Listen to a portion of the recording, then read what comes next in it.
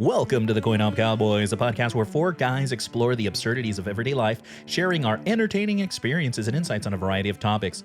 This week, Chris discusses history's biggest bully, David from David and Goliath. But first, Stephen plays two truths and a lie with his pooping escapades. And later on in the show, Ryan talks about concert amnesia and the impact reported across the country. You can find us on Spotify, iHeart Radio, Apple and Google Podcasts, basically anywhere you get your favorite entertainment. Like, comment, follow, subscribe, drop us a line. We love hearing from you, our adoring fans. Welcome to the show. I am your host, Angel. Let's go into the main channel. I see Ryan's avatar lighting up like crazy. Let's find out what has him so riled up. 15. And you complain about staying up late, but it's already 15 minutes in. We haven't done anything. Who are you talking to? All of you. Yeah, who are you talking to? Angel made me download virus, so that's what it is. So, I'm the one who made you download the virus. I'm ready to go. Wicked smart. You're wicked smart. Okay, gentlemen. Hello. How are you? I am so good, Angel. How are you? Fantastic. Why are you talking? Why are you talking? That was a hypothetical question, or what is it? A rhetorical question? Rhetorical You have questions. stains on your shirt, Angel. Did you get toothpaste? I know. I just put my kids down before I hopped on, so I'm a mess right now. Would you like me to change? I don't know. I just don't understand why you have a bunch of white shit on your shirt. I'll change for you. Hold on. only if you do it in front of the camera. You're hanging out with lumberjacks tonight? Was it what? You're hanging out with lumberjacks tonight? Yeah, What? What does that mean? What does that mean? You wanna chop some wood? You know what that means, Angel. I don't know what that means. Is that a dick joke or is that cocaine joke? I mean, your first reaction was to say, yeah, lumberjack. So that's fine. If you Well, yeah, because they're big burly men. I hang out with very strong, like me, you know, very strong, very hairy. So You want to get lumberjack slammed in the booty, don't you? No. Wait, what about that Denny's lumberjack slam? That's what Angel wants. He wants his pancakes buttered and syruped and a hot sausage on the side. Fucking gross. Okay, I'm going Angel, do you prefer pancakes or crepes? You know, I tried crepes before and they were full of like this sauce. I just want maple syrup, like a lot of it, and then just a nice pancake that isn't too dry. And that's it, dude. We don't have to make it fancy with fruit. Okay, if I want fruit, I'm gonna have it on the side, and it's gonna be kind of old and damaged, and it's fine. But I will. Angel's spirit animal is Oscar the Grouch, apparently. What does that even mean, Stephen? Don't worry about it. What does that even mean? Gentlemen, we're gonna start today with a question.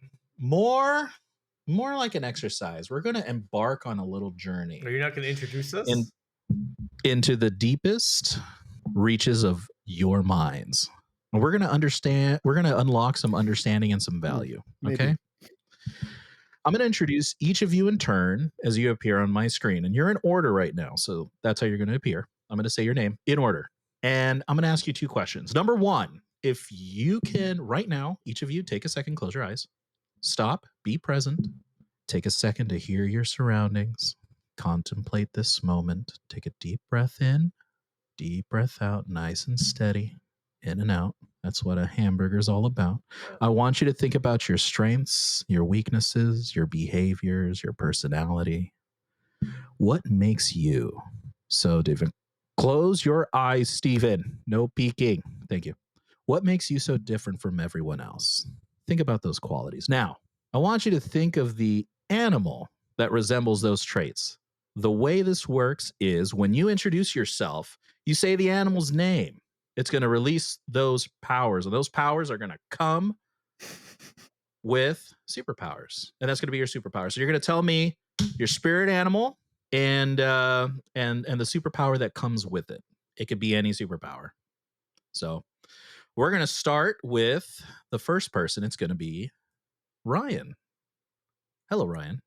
What's up, CoinOp-ians? It's Ryan here. Tom DeLonge. CoinOp-ians. Where are you? You want to know my spirit animal, Angel? Is that correct? Really bad. Geodude. That is not an animal. What do you mean? Animal to It's a me. Pokemon. And it's because he likes to harden. God damn it. Actually, Geodude doesn't do harden. That's fuck you. He does. Beetle and Caterpie only. Actually, Geodude does not. Yeah. That's not true. That's Geodude can true. harden. Geodude That's can true. harden. No, it cannot. Hold on. Okay. Look it up. I Let me look it am. up. Let me look it up. Geodude You harden. might be able to. Harden versus There it defense is. curl. Defense curl. He does. He has both. He has both. No, he does not learn harden. Yes. You have to teach it through a TM. So He can. Ooh. nice try. He can, but naturally, no, doesn't learn Either it. way, Sorry about not a real animal. Geodude learn. But he does get hard. He is hard. Yeah, it's not a real animal. I need an animal. So if you're Geodude, Reddit says he can learn harden once you get past 6 or 7. But that's not an I don't know animal. what that means. That's not an animal, Ryan. Wait. Reddit is your main source of information on the internet? Because that's probably a pretty good place to look. Enquirer. I actually recently discovered Reddit like within the last 6 months. What the fuck is wrong with you? What? Shut up. Don't say that. What? Don't say that. Don't say that, Ryan. You didn't know it in its heyday? No wonder you can't find. Are you serious? I knew it existed, but I never participated. Reddit was so much better back in the day. I hate to be like that, but yeah, it's gone really off the rails recently. Like the last 3 days. Like 2 weeks have really gone off the rails, but before that, it went through this like huge censorship overhaul, and like all the fringe subreddits that didn't align itself with the status quo were like procedurally banned and like just silenced. So it just became. Is that why a bunch of like my Google links to Reddit will say it's like private? And Yeah, so a subreddit will typically go private once they're not meeting all of the rules and regulations that Reddit sets forth. So they have like a private community and they don't want to get banned by, people trying to cancel that specific subreddit. A lot of times they just get banned with the new made up rules that the moderators or whoever created it. Well, the person who created it, did you know he's married to that Williams sister? Serena Williams? One of them. Well, I'm glad you found Reddit, Ryan. Fantastic resource. A lot of people are on there, and I agree with Steven. It used to be a little more streamlined. Now it's polluted with a lot of other stuff and a lot of restrictions. So very good. Oh, you didn't tell us your superpower. What's going on? What superpower do you have with Geo? Harden. So every fucking time, dude. Can you describe the harden action you can do? You know what, Ryan? I'll go along with Geodude being your spirit animal. You didn't explain why he's your spirit animal. That's true. Because he's a cool dude. Okay. Yeah, he's a. So yeah, why are you Geodude? Because he adapts to the elements. If the room's cold, he'll be cold. If it's hot, he'll be hot. It blends with the flow. Can I ask a follow-up question? Sure. Is he your spirit animal because he's the lowest evolution of the Geodude family? And you just see yourself as like bottom barrel? Ooh. You just called you base. Yes. Yeah. Low self-esteem. You really dug in on me. Oh, you're a dick, Steven. Can't even be like Golem or Graveler. You just have to be Geodude. I mean, Golem and Graveler's names aren't nearly as cool as Geodude. I guess. What about Onyx? Onyx is kind of cool, but it just looks too much like poop. I didn't expect that. I was kind of thinking Geodude would make sense because I know what your weakness is, and that would be unsanitary water. Yes. What? Yes. How does that connect? That's true. I don't like gross water. How does that connect? What? Did you never Geodude and gross water? No, well, water in general. His stone Pokemon's weakness is water, and also grass type. That's how you beat Brock. So when you select your first Pokemon, as long as you don't pick fire, you should be able to get past the first gym, and then the second gym is where you would struggle. Pick fire and be fine, but your first two gyms are gonna struggle. That's why Squirtle's the best. That's what I do. I always pick fire. Yeah. Anyway, okay. Alicia said my spirit animal is the Arctic fox. That is beautiful. I thought for a second there, because listeners, we had a discussion beforehand, and no one's going to listen to this. Anyways, I thought she said Geodude. I was like, what the fuck? Anyways, Arctic fox is beautiful. Arctic fox is beautiful. Just like me. Yeah. Sneaky. Moving on. That's all I gotta say about that. Very insightful. Very insightful. I've learned a lot about you. Very good. Very good. Thank you so much, Ryan. Next, we're going to move on to Steven. What it do? What it is? It's Steezy up on the mic, coming live from Bangkok. Back at it. Angel. Okay. I actually collaborated with my wife to figure out my spirit animal, because when you first asked me, I was like, I don't know, dude. I don't know. A cat? But no, she was like, the most boring answer ever. So we're thinking long and hard about this, and my spirit animal is the dolphin. Because it's the smartest animal on the They planet. just want to fucking play video games. Yes. First of all, dolphins are like the only other animal on the planet that does sex for fun, other than humans. So I definitely identify with that. And also, they're very intelligent creatures. And I like to think of myself as slightly intelligent. So, wrinkly brains and stuff.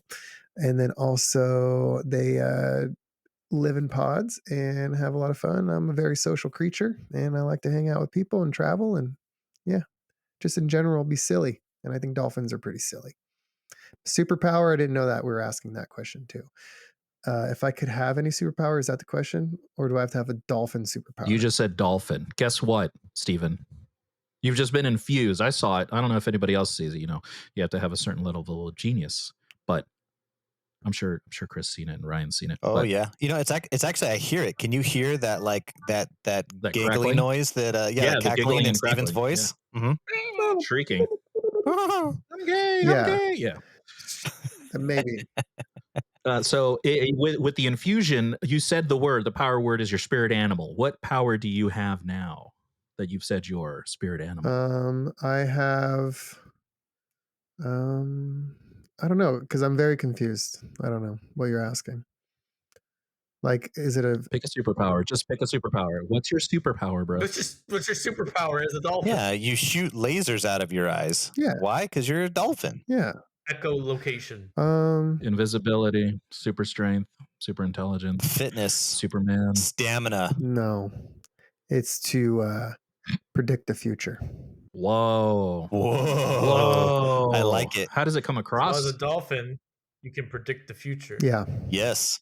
Don't make it weird, You're Ryan. gonna go save the submarine. Yeah. I am currently headed down to the Atlantic depths to just kind of check out the submarine, not necessarily save it, but just kind of giggle in their misery because those billionaires got bored. Wow. This will be very dated when Angel finishes editing it in 3 weeks. That was a low one.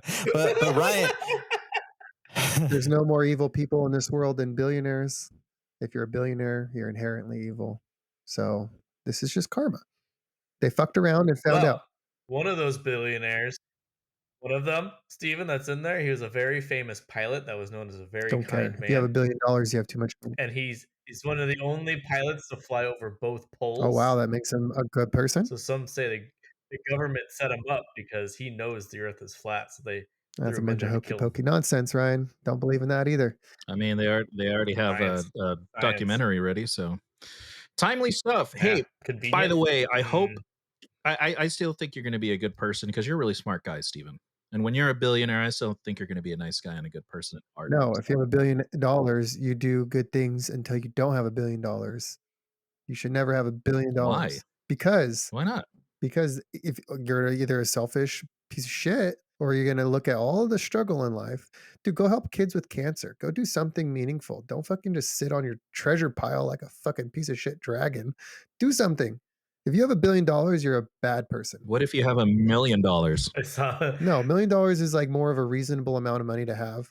Safety, security. Okay, what about because I think some people will think, especially in other countries, that $1 million is way too much. So they should be out there giving their money back. I'm just saying what about $100,000? What about $10,000? No, that's not enough. Sure. Okay, so if your $1 billion is enough to live a life of comfort for you and all your future generations, you're not giving back enough. Did you ever see that picture of Jeff Bezos riding Space Mountain by himself? You know, billionaires are assholes. That's fucking awesome, dude. I love that. I love that. So everybody's like, they don't pay their taxes. They treat everybody like shit. Fuck them. Hey, man, they just follow the rules. All right. Thank you so much, Steven. Moving on to the next person is Chris. Chris, what do you got for us, sir? Woo! What up, Wranglers? You are in for quite the tale this evening. And today I was thinking how I would internalize. If I had to have a spirit animal, I would go with the bear. Wow. Like the teddy bear, the grizzly bear, the panda bear, the here bear, Like, you can't pick all forms of bear. Those aren't even all bears. Yeah. A panda bear is not a bear. It's a fox. So I was describing the bear genre. Well, So, but here's my why, right? Because that's important stuff. So one, I'll probably eat anything, including trash or someone's like leftovers, right? You ever have that? Like my kids, I'm feeding them like dino nuggets and they'll take like a third of a bite off. And I'm like, well, I can't let that go to It's waste. making me hungry. So I was dipping a little extra barbecue sauce, call it good. I've eaten some questionable food off of food trucks and surprisingly survived. I like to sleep a lot, like a lot, you know? I like how that's a bear's trait, is sleeping. That is a good spirit animal. I Yeah, want to switch to bear. dude, Steven put me on the spot there. Huh? No, it's actually two things. So one, I asked Tanya, like, hey, what do you think my spirit animal would be? And she said a turtle. Yeah, because And I was like, you're a slow. turtle? Like, because I'm slow, right? So she said turtle, lots of patience, no sense of urgency. Yeah, Yes. And I was like, wow, Yeah. wow. But then I was thinking about it and I was like, I think you might be onto something because turtles also live very long lives and they have sex well into their hundreds. So Yeah. boom, that one matches. You're on it, dude. Yeah. Now, as far as a superpower, I was kind of thinking of like a bear's. Like I feel like bears are really capable of hearing and smelling things. But if I always thought a really cool superpower would be the ability to locate anything. And I almost envision like a Thomas guide in my head where it'd be like, that's so you can locate your penis. man, where did I put my car keys down at? That too. But I would be like, where did I put my car keys at? And then I just see like a map of my house and there's like a little red blinky light, like, oh, it's over here in the kitchen. I'm like, oh, there it is. Like, and I can use it for the good, like let's say there's like a lost kid out in the forest, be like, oh, he's right over here. Or a dog can't find its way home. I got you, puppy. Or maybe there's like tourists in a submarine that are all stuck in the middle of the ocean. I'd be like, oh, have you guys tried looking here? Wow. So that'd be by some of the cool things. Where is the clitoris? That's what I want to know. I know where it is, but I'd ask you just to make sure. I would check the map. If I'm in the mountains, I know that I'm really far away. I got to go look for the desert. That's so stupid. Imagine I'm like, hey, Chris, I need you to come over. I got to find it. And she's just waiting there, like in the stirrups, like she's in the stirrups. And it's like, hey, man, let's check this map. Very cool. Thank you, Chris. No, very good. I love it. Very well thought through. And I hated every second of that. good. Excellent spirit animals. Stephen, jealousy is not becoming of you. Coming. Sorry you couldn't think of bear faster than I could. Yeah. Okay. What? Yarp. What's up? Yarp. He picked all the bears. First of all, you gotta pick one. He picked them all. And then he went on to tell us about the characteristics of every single bear. Let's stick to one, Chris. Yeah, and then he said some bullshit about being able to survive in all these environments. All Well, I bears know. can't survive in all those environments. Only one bear can survive in each one of those environments. This is an inclusive podcast. We accept all bears. I think Chris is We accept all bears, but one cannot be all bears. he's trying to corner the market on the bears. You got to pick one. I was just trying to reach out to our market. We got our listeners in like the Russia Kodiak area. We got the listeners in China. We got the listeners in Colorado. We want all of them to feel welcome. You know what kind of bear you are, Chris? A pander bear. You pandering piece of shit. Oh. hey, at least my spirit animal can open a jar of pickles. Whatever. I'm a dolphin. I fuck for fun and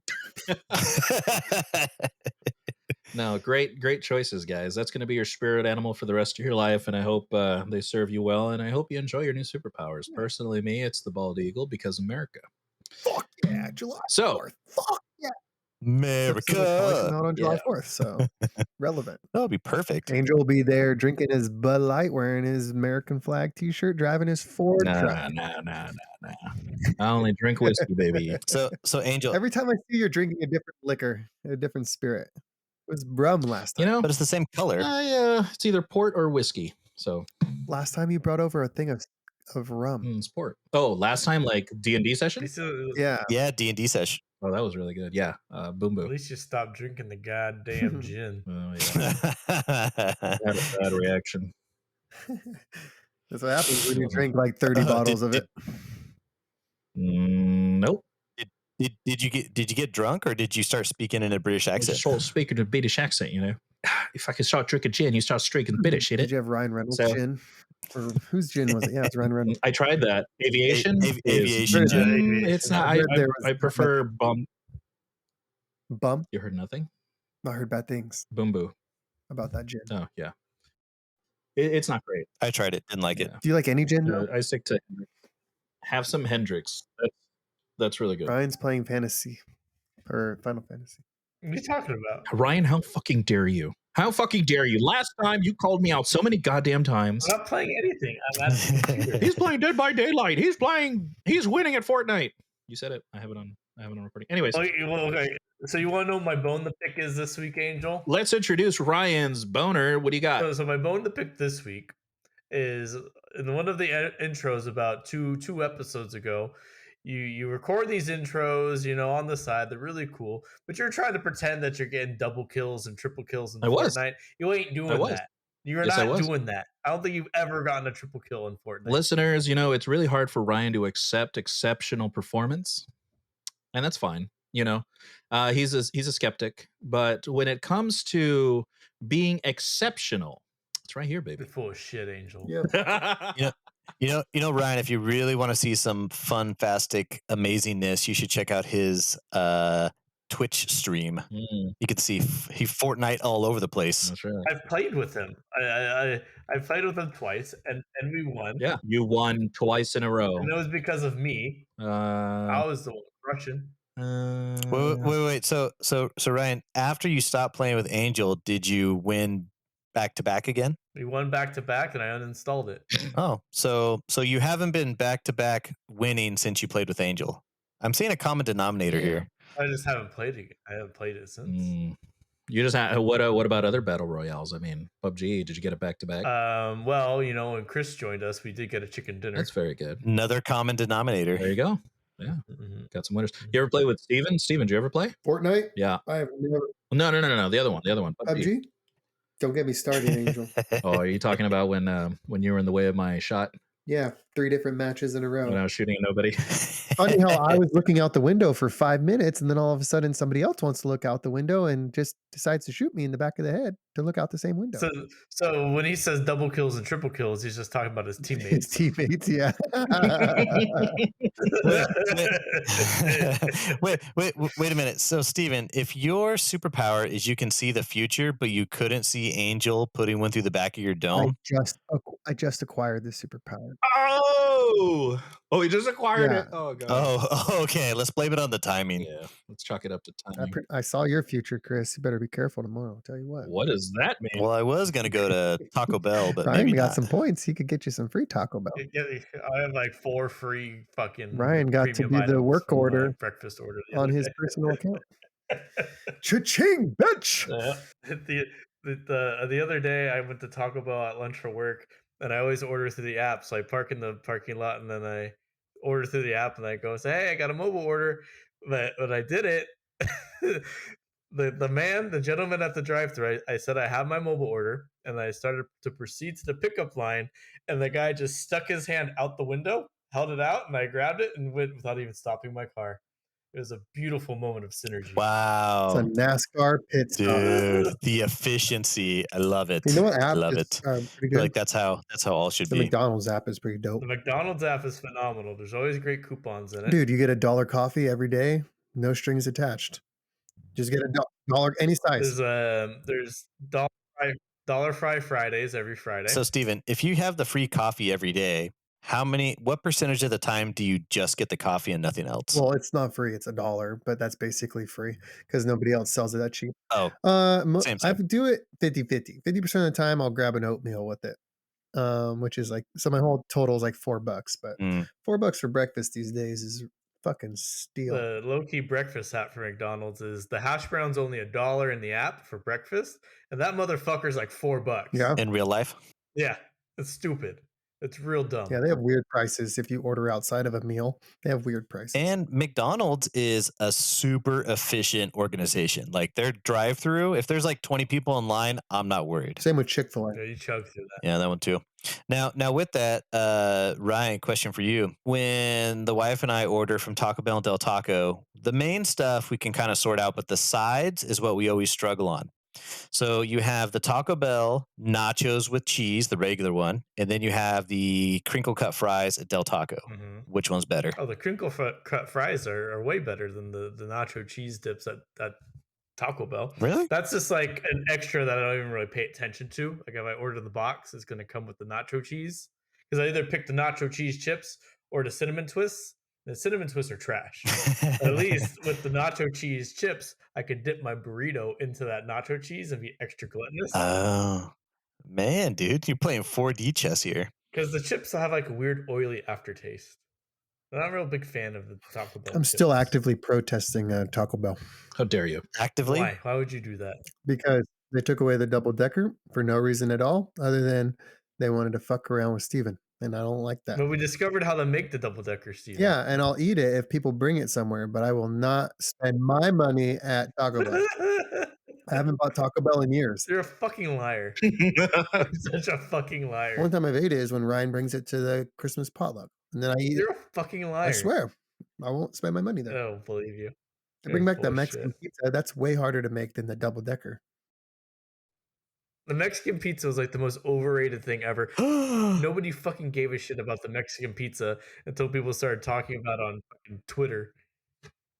Stupid. Mexican pizza's really good. No, it's not. Oh, okay. No, you don't. Fuck you. Crunchwrap Supreme, guys. Another quality one. Crunchwrap Supreme is solid.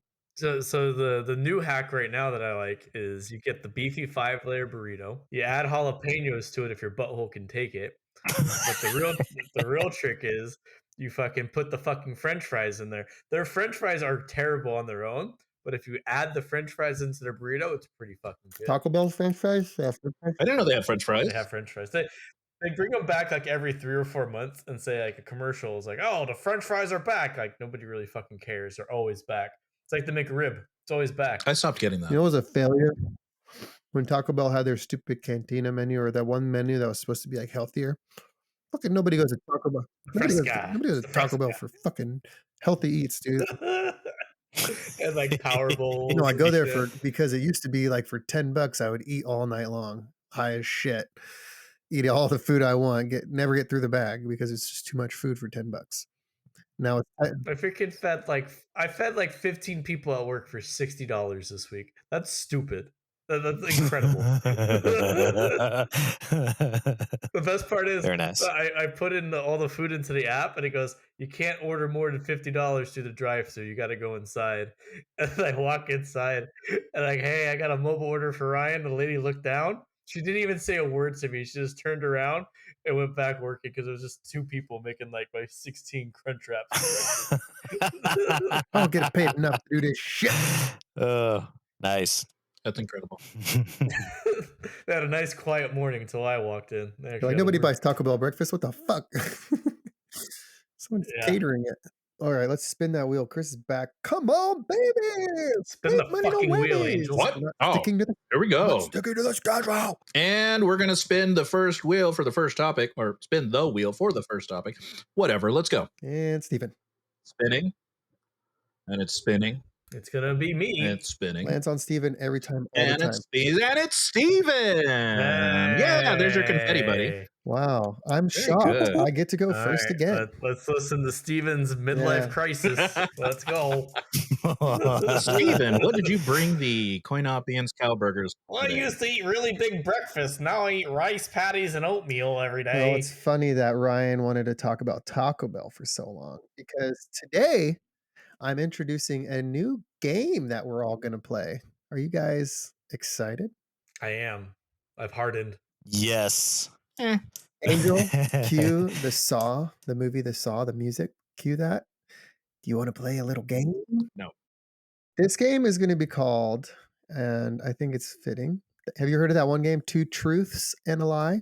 I have. Where you try to figure out which is the lie and which one's truth. Okay, well, this one's called Two two poops and a lie. Ooh, yes. Ooh. Big fan. Can't have a podcast without a poop story. Let's go. We have a lot of people out there saying we need to talk about poop more. Ooh. There's definitely no one out there saying we need to talk about poop less. Everybody is screaming and yelling and begging for more scat. So, Well, if there's anything that can unite the world, it's shit because we're all full of shit. Everybody poops. yes. And I think I'll just lay this game out for you guys. All right. You all three are going to take the role of investigators and determine which one of the following three poop stories is a lie. If you, as a group, correctly guess which one is a lie, then you will win $1 billion in fake Chris Gray scratchers. Yeah. Ooh. Damn it. That was legally Yeah, binding. baby. But are they real fake scratchers? Really fake scratchers, yes. Okay, so are you guys ready? Chris? Dude, I am born for this moment. Angel, I can't hear you. Are you ready? I'm not going to do this if you're going to be a bum nugget. Yeah, Yeah. I'm excited. All right. All right. I'm ready. Excuse me? And Ryan? Yes, I'm ready. Okay. Each story has a title. This one is called The Gutter. It was a cold Thursday night. College was back in session. I was very deep into my civil engineering studies at Cal Poly.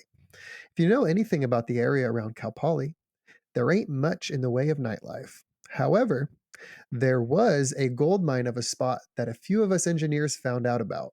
You know where that was, Chris? I know the location, and all I can do is describe it. It's like telling someone where the Holy Grail is, not the fact that it is the Holy Grail. In Laverne, a city next to Pomona, there was a little restaurant called T. Phillips.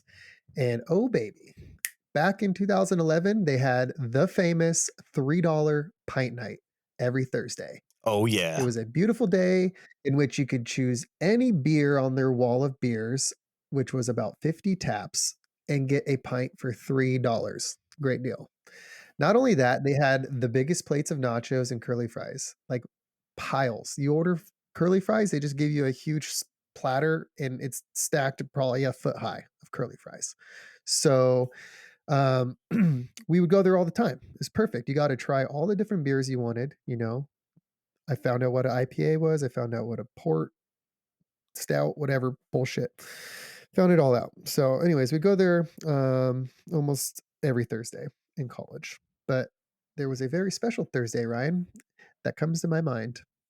I just started working for a contractor that was conveniently in the same city, and I was eager to make a good impression on them.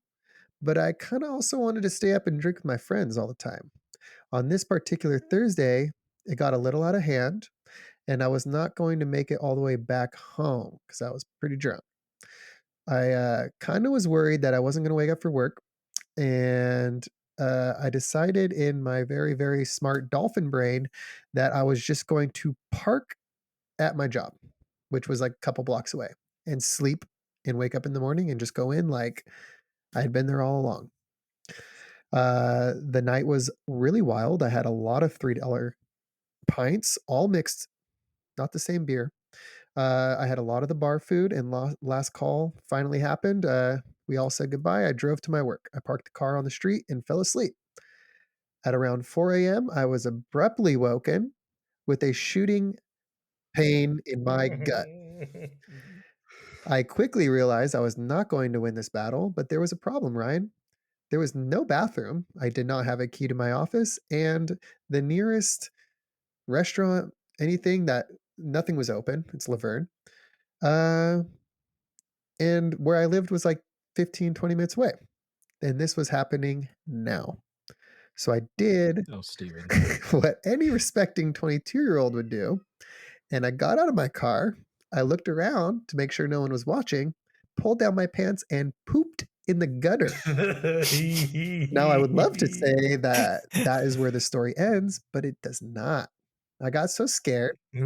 I got back in my car, drove down the street, and parked farther down the street so I wouldn't be next to my gutter poop. When I woke up in the morning, I saw some people looking at the gutter. And Was it your No, boss? neighbors. Did you poop in front of And your my boss's house? coworkers complained about a smelly dog shit that they smelled on the way into the office. Smelly dog shit. Oh, great. I played it off. I said, wow. And I went to work, and that's the end of that story. Any questions, detectives? Yes, I have several questions. So we're investigating, correct, Stephen? One question each. What was the consistency of the poop? Sludge. Fuck.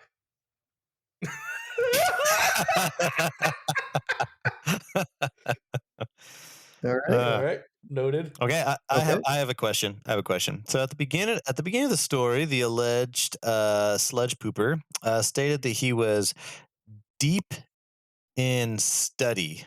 So my question is, did Study have a last name, or was Study her first name? Hey, all right. Probably, I don't think there was a name at the time. I think it was Single Jingle. So you didn't remember. Huh? Yeah. Angel, you need to ask a question. We were investigating. Yeah. How many people were there? Like at the scene, the crime scene, I saw 2 people. when they were like, "Oh, look at this sloppy dog shit no one has ever seen. 2 people. No one's ever witnessed a sloppy dog shit." 2 people. Okay, go ahead. Were they poking it with a stick? I seem to remember a rake.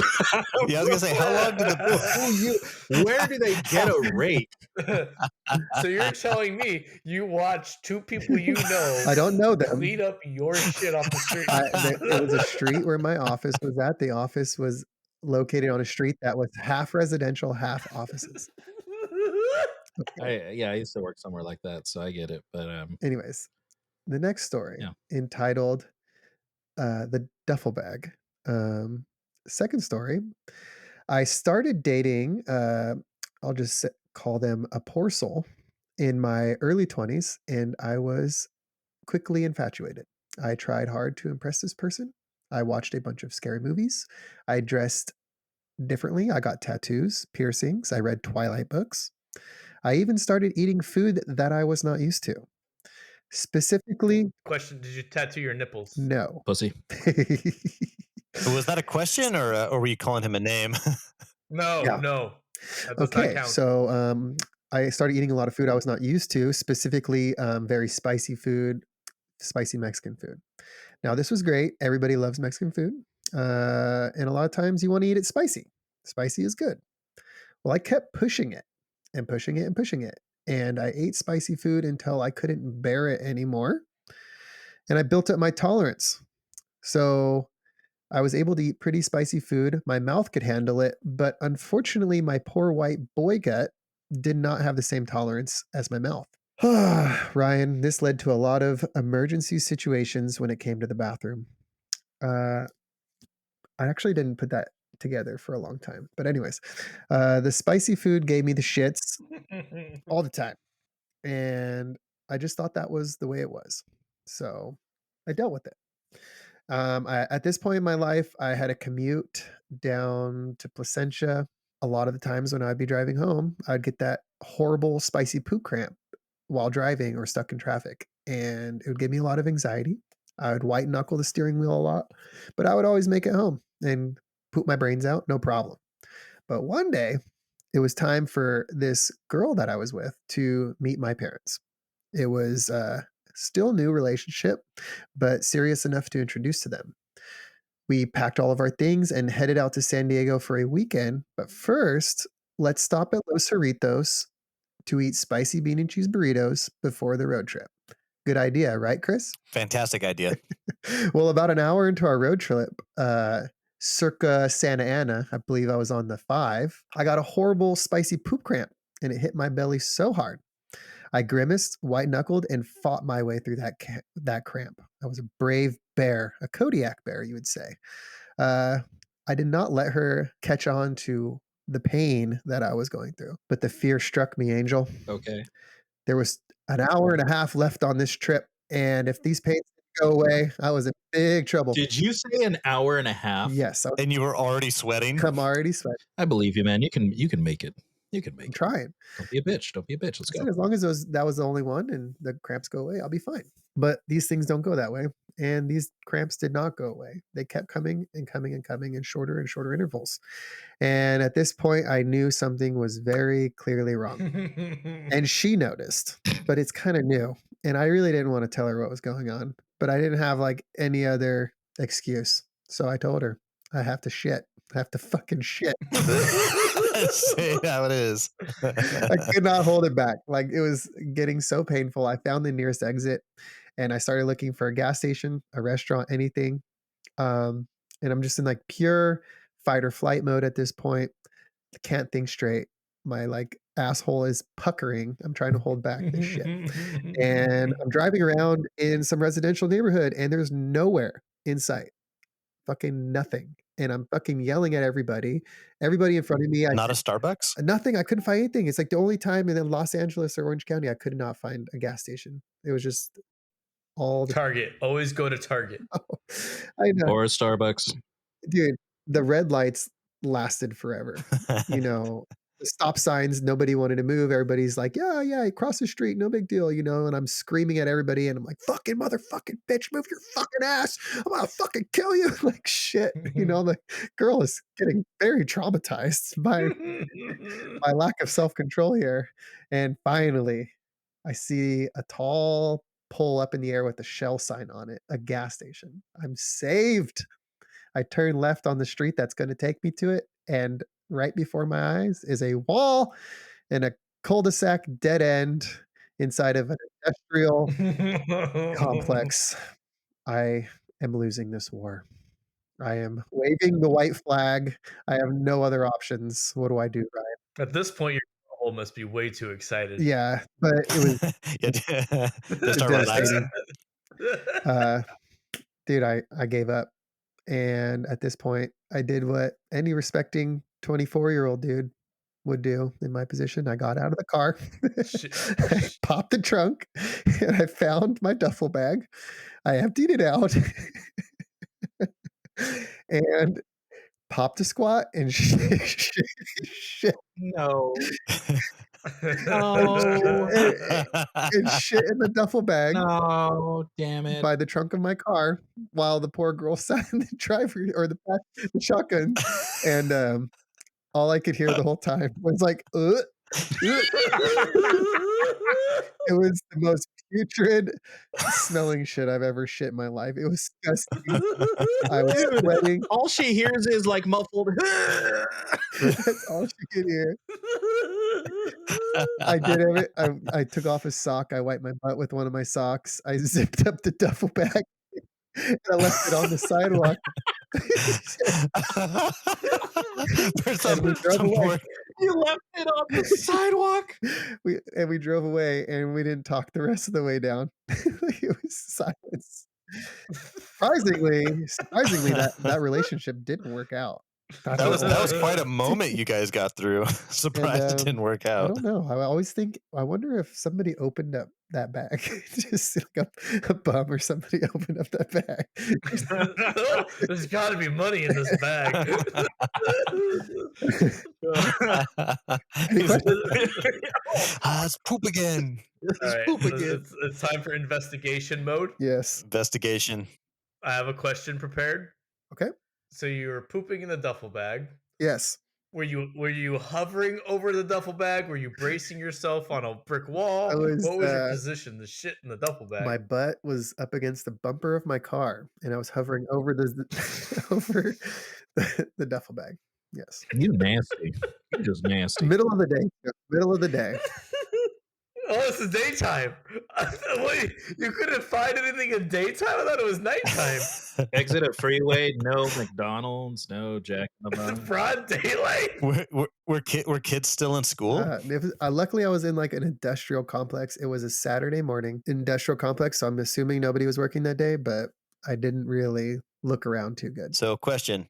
This duffel bag that you conveniently had in your vehicle. Yes. Did it have a logo on it? No. What? I mean, other than like Tag or something, whatever, or Adidas or something, maybe Nike. Yeah, there you go. All right, okay. Adidas logo. All got right. it. Questions are over. I got a question. Okay. Yep. Angel, investigate. I got a question. Why do you keep forgetting me? It's the most important one. So you were on the 5. Yes. The cramps were coming, and they were coming, and they were coming. I'm using your words, okay? Coming and coming. Did you feel at some point your mind break and the bukkake of shit come out your ass? I was very scared. I was gonna shit my pants in the car, Ooh, any leakage? which I thought was substantially worse than the duffel bag. Okay. No further questions. Now, so not a main question, but I guess a side question would be, why didn't you do the curb technique? That was a tried and true one before, right? Good point. Good point. What made you I switch? was trying to have a little more class because there was a witness in the car, and I feel like it would be.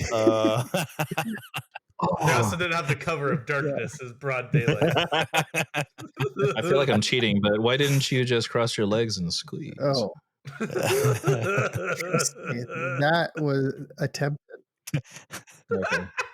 Was it done in like record time? I feel like my biggest fear would be just sitting out there for like 5 Dude, minutes this trying to thing make it was happen. coming. It was an explosion of shit and fart and sludge. Coming and coming. Yeah.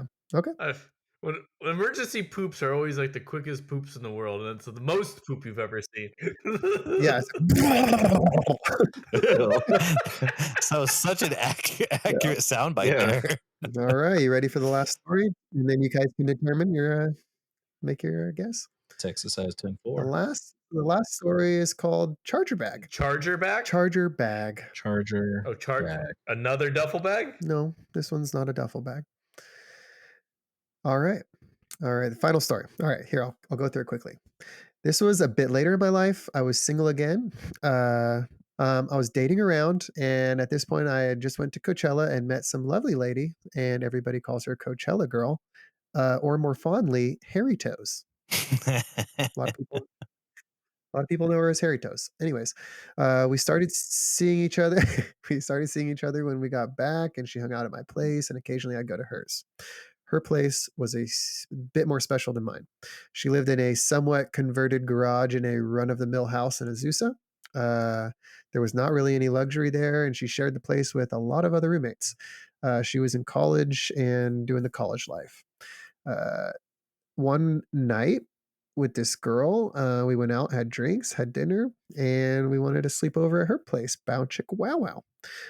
We got all freaky, and she, of course, wanted me to stay over. Not a problem. I probably shouldn't have driven anyways, been drinking, whatever. Now we were not that comfortable with each other yet, and at this point, I don't even think I would fart in front of her. So it was one of those nights where you just hold in all your farts because you don't want to fart in front of someone you're just dating. Do you guys relate to that at all? Yes. And then afterwards, you get in your car and you let out the 2-hour-long fart. Yes. Yeah. I've done that. Just fart the whole way home. All 40 minutes. So anyways, I hold in like all my farts. Yeah. So like my stomach is like really like pressured and it hurts, but I'm not going to fart in front of her. I want her to think I'm sexy. And so in the morning when I woke up, I'm just like, fuck, it hurts really bad and I can't stand it anymore. So like I went in their backyard and they had a dog or something. So I'm just like, hanging out with the dog and I'm just ripping ass. And I relieved Dog, myself. who's this guy you're I feel dating? great. He was hanging out in the backyard farting all day. Why is the dog growling at him? It was like early morning, and like one of their roommates let their dog in the backyard to take a shit, whatever. So I was just like walking around at like 6 in the morning outside because my stomach hurt, and I was just farting and throwing the ball for the dog. So I got all my farts out, and I went back in to snuggle up next to Hairy Toes, and I tried to go back to sleep, but the pain came back pretty fast. But this time I knew it wasn't going to be farts. I had to shit. And that's okay because I'm at her house. I'm just gonna go to her bathroom. It's not a big deal. So I make my way into the house and I go to the kitchen where the bathroom is. And all of her roommates are sitting there getting ready for the day, eating breakfast. And the bathroom is immediately adjacent to the kitchen with a paper thin door separating the tiny little bathroom from the kitchen. So whatever I do in that bathroom is going to be not seen, but heard and smelled, and I'm going to be very judged. So I'm freaking out because I have like major public poop anxiety, and I definitely don't want to be doing this explosive shit in front of her roommates. It all seem like three nice little college girls, and I don't want to do that. So I'm like, yo, what's up? I go in there, I take a piss real quick, try to play it off like that's all I had to do, and I get out. And I'm like, shit, I gotta go. I fucking gotta go. So I get on my phone. At this time, I'm smart enough to Google like McDonald's. Okay, 7 minutes away. I'm You're like learning. waddling to my car. Oh, that's Yeah, a drive. 7 minutes. And the pain's coming, but I'm like pinching it and like kind of waddling like a penguin to my truck. And I get to my truck and it just intensifies beyond belief. And I knew I wasn't going to make a 7 minute drive. And I already knew how to poop in a bag. So I start digging around in the back of my truck for a bag or something. And so in the back, there was this like brand new bag that I got from Mexico, one of those like little knit bags that had a big old Charger logo on it. And I really didn't want to shit in it because I liked this bag and I really wanted to have it. It was sentimental. Yeah, but I didn't have a choice. And it was the morning, it was daylight, and I didn't want to do it outside the truck. So I got in the back seat of my truck, which is very spacious, and I fucking pooped in the bag. And You pooped in a knit bag. I pooped in a knit bag. Got it over with as quick as Oh fuck. Was it a waterproof? So I've seen these knit bags from Mexico. They're very porous. Yeah.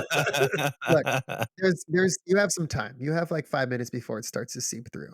So I pooped in it. I cleaned up real good. Like, oh man, I got away with it. I start tying up the bag and I get out, I throw it in the bed of my truck. I'm gonna dispose of it later.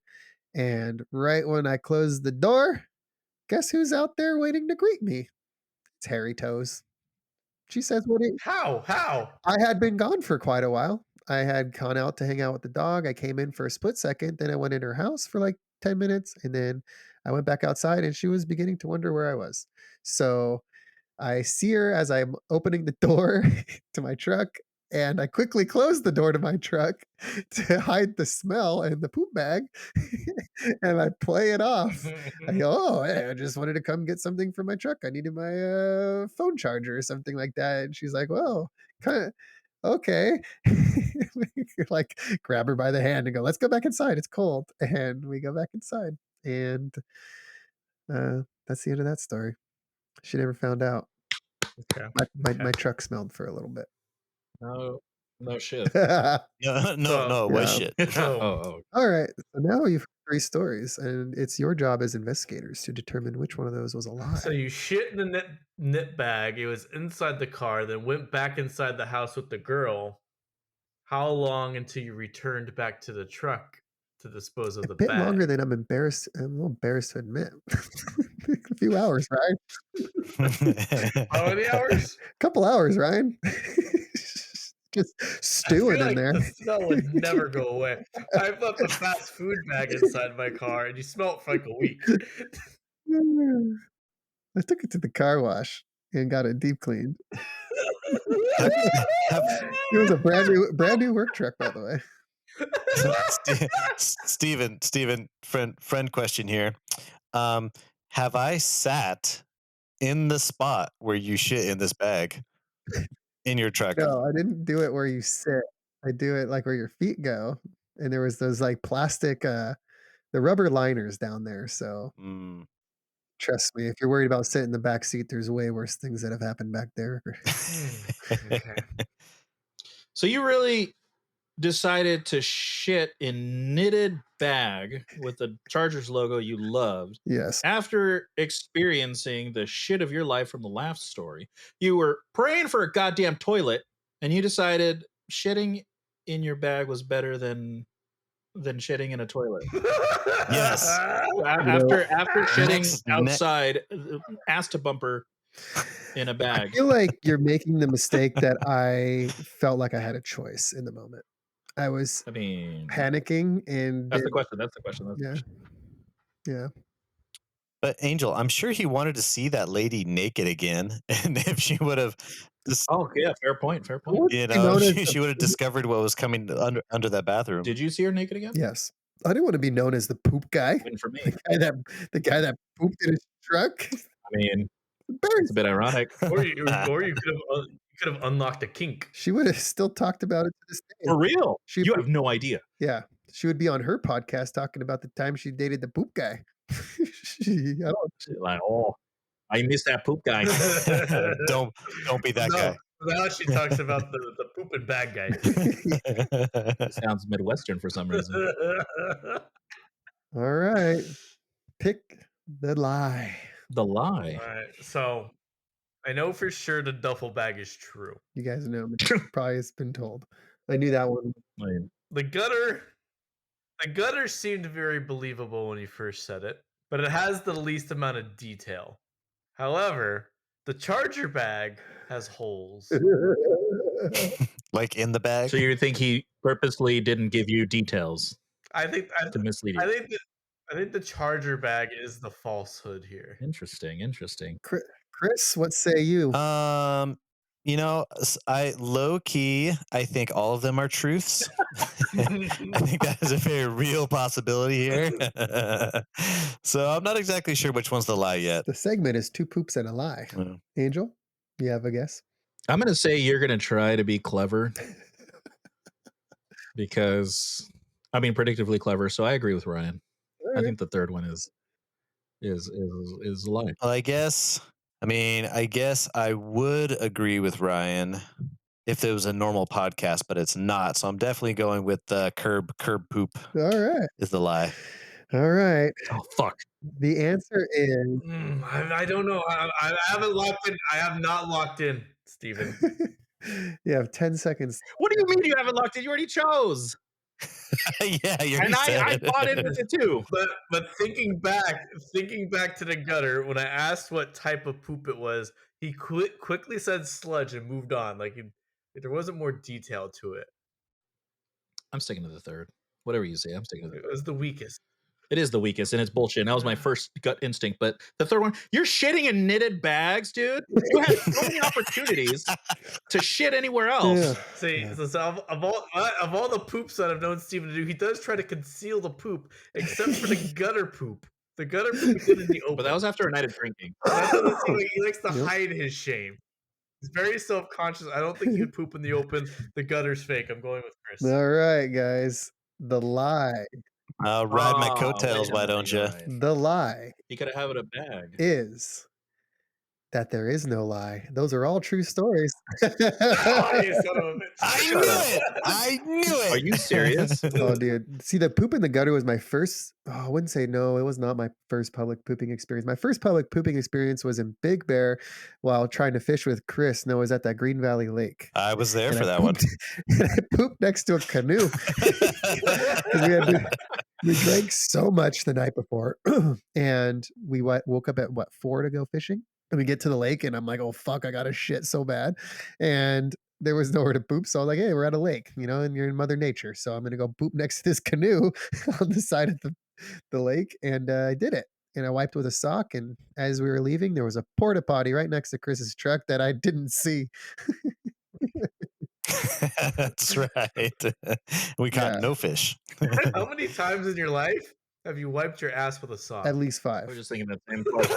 5 that I know of. I just thought, So there is a fun fact to this story. So when Steven was telling his second story, I asked a very specific question if there was a logo, and he looked kind of confused. And he was like, "I guess it was like an Adidas bag."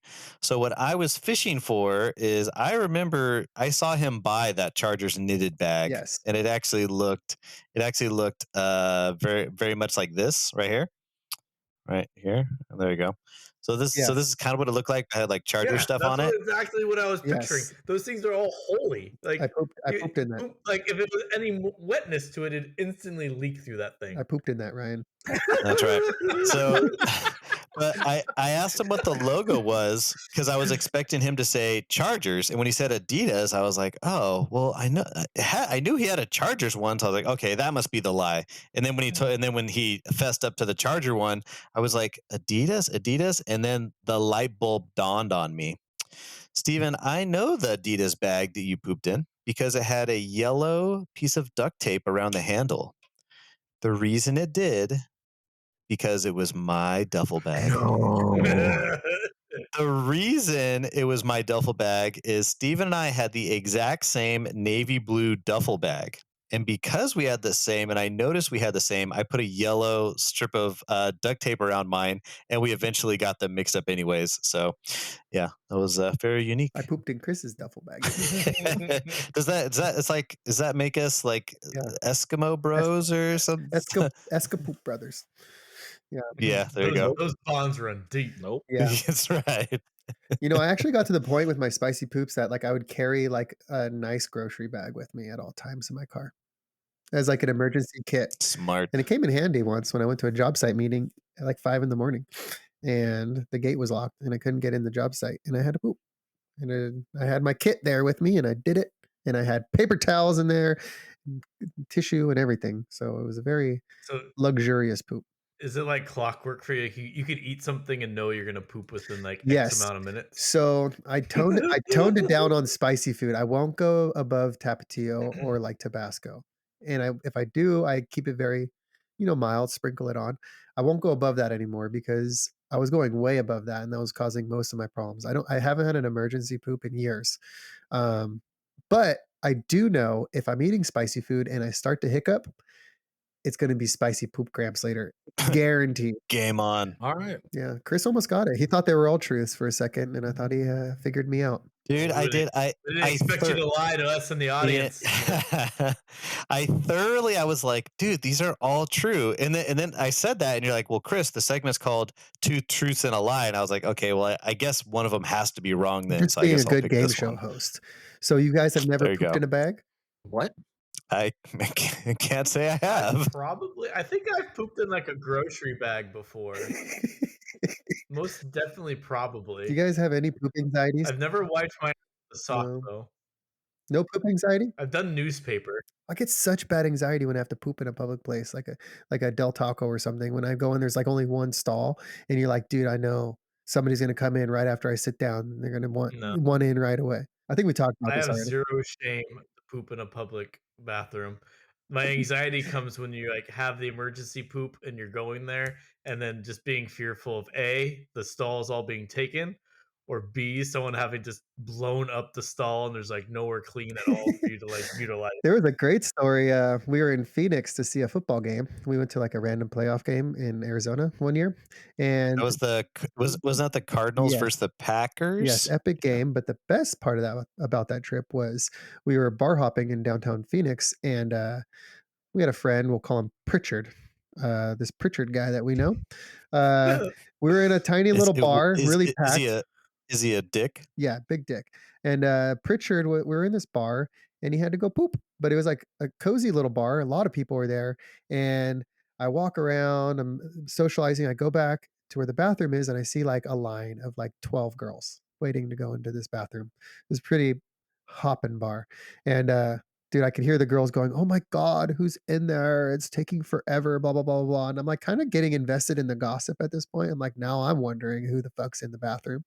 And about 10 minutes go by and Pritchard walks out of the bathroom without a care in the world. And he looks at me and he's like, "Dude, I fucking blew that shit up." And I'm just like looking at the line of like sorority girls that are waiting to go in this, and I'm just like, okay. And he does not care. I would have been like mortified. I have way too much No anxiety shame. for that. He had no shame about it. He's like, I had to go, and I'm gonna take my time. I don't give a fuck. Yeah. I'm like, dude, I wish I could be like you. My dream. He's my spirit animal. I like it. All right. Very cool. Topic's over. Very cool. Thank you so much. That's probably the end of my poop segment. What? Like forever? The anthology of poop. Two? No more poops. Two poops? I have one more good poop story. All good. All good. Thank you so much, Stephen. Round of applause, ladies and gentlemen. Can't have a podcast without a poop story. That's for Absolutely. sure. I know Absolutely. that friend of ours, Perry, is going to love it. Mr. Yeah. Catman himself. I don't know who that is, but welcome, That Perry. dirty mud wrestler. The dirty mud wrestler. All right. So let's go ahead and move on to the next set of topics. Let's see. Sharing the randomizer, the most perfect randomizer, by the way. Let's spin this. Here we go. Here we go. Here we go. It's Let's spinning. fucking go. Spinning. They were close. All money. Spinning. All money. All money. All money. Ah! Oh, it's Chris. Oh, There you go. Here we go. Christopher. Whew. What'd you bring? Man, you buckaroos are in for a treat. Says the bear. Because today we have another episode of Decisions Were Made. Warning. Now remember, Chris, we've only got 20 minutes till 11 o'clock. Hard stop time. New challenger approaching. All right, here we go. That's true. All right, so let me set the stage for you and the listeners out there. Across the Eli Valley, on the opposite ridge, stood the seafaring army from Crete. On our ridge, the men shook with fear as their greatest warrior stepped out. "Who will face me?" he bellowed. He was a giant, wearing a bronze helmet and full body armor. He carried a javelin, a spear, and a sword. An attendant proceeded before him, carrying a large shield. He looked up high on the ridge and said, "Choose you a man and let you come down to me. If he prevails in battle and strikes me down, we will be slaves to you. But if I prevail and strike him down, you will serve us." No one moved. Who could win a war against such a terrifying opponent? But a small shepherd boy stepped forward and volunteered. Saul objected, "You cannot do battle against him. You are but a lad, and he is a man of war from his youth." But the shepherd was adamant. He had faced more ferocious opponents than this when lions and bears attacked his sheep. He would strike the beast down and rescue those worrisome sheep. Saul relented, and the shepherd boy charged down the hill to the giant. "Come to me, that I may give your flesh to the birds of the heavens and the beasts of the fields," the giant cried out as his opponent approached. Thus began one of history's most famous battles. All right, cowboys, sound familiar? No. Goliath. David Goliath. David Goliath. Ding, ding, ding. Ryan, you are correct. Ryan, Oh, yeah. tell me, can you do me a favor and can you Yes. tell me the story? He How does that story go? puts a rock in a sling, throws it at the giant, hits him in the head, and kills him. Got it. Now, Boom. would you say people like use that as like a story, like people reference to it? Would you say that story has like a certain underlying message? As all stories do, yes. What is it? It's about how the little man can overcome great things through ingenuity. That is correct. So I recently started listening to this book. It's called David and Goliath: Underdogs, Misfits, and the Art of Battling Giants by Malcolm Gladwell. And I realized Ryan is wrong. Oh no! Wow. Oh no! Do. She All right. just said I'm correct. Podcast So, is full of liars today. All right, Steven, here we go. We're getting to the good stuff. So I want to break this down for a minute. So we're going to break down Goliath and his gear. So his height was 6 cubits and a span. Anybody know what a cubit is, measurement wise? No, I don't. 18 inches. Yeah. Who's got fast fingers on a calculator? I need a math whiz right now. What do you got? What do you need? 18. All right, so 1 cubit is 18 inches. So Goliath was 6 cubits and a span. How much is a span? So a span is half of a cubit. So I need you to do 18 inches times 6 plus 9 inches. Tell me what that height is. 12, 9 feet, 75. Whoa, that's a tall motherfucker. 9, so it's basically 9 feet 9 inches tall. 9.75. So yeah, exactly. Yeah, so I have the same thing, 0.75, but it's 9 inches. Yeah, so this man was 9 feet 9 inches, and it's not like we were guessing. Like the measurements come right out of the book. So Can you hear me? Can you hear me? Now I would also say yes, we can hear you. Oh, now I can hear you. Yeah, were you talking this whole time? I was trying to. I was screaming 9'9" the whole time, and nobody recognized it. And then I realized my webcam unplugged. Oh, okay. Likely story. Solid. All right. Yeah, 9 foot 9 inches. So, for reference, that is double the height of the army of Israel. For reference. Okay. So he had a few things on him. He had a sword, a spear, a javelin, helmet, scale mail armor, greaves on his shins, and a shield. So, for all my cowboys out there, he looked something like this. He had a big helmet. He had kind of like an over, like not like a chain mail, but it's like a lot of straps overlaying each other for body armor. He had a sword, javelin, and then he had stuff protecting his shin and his feet.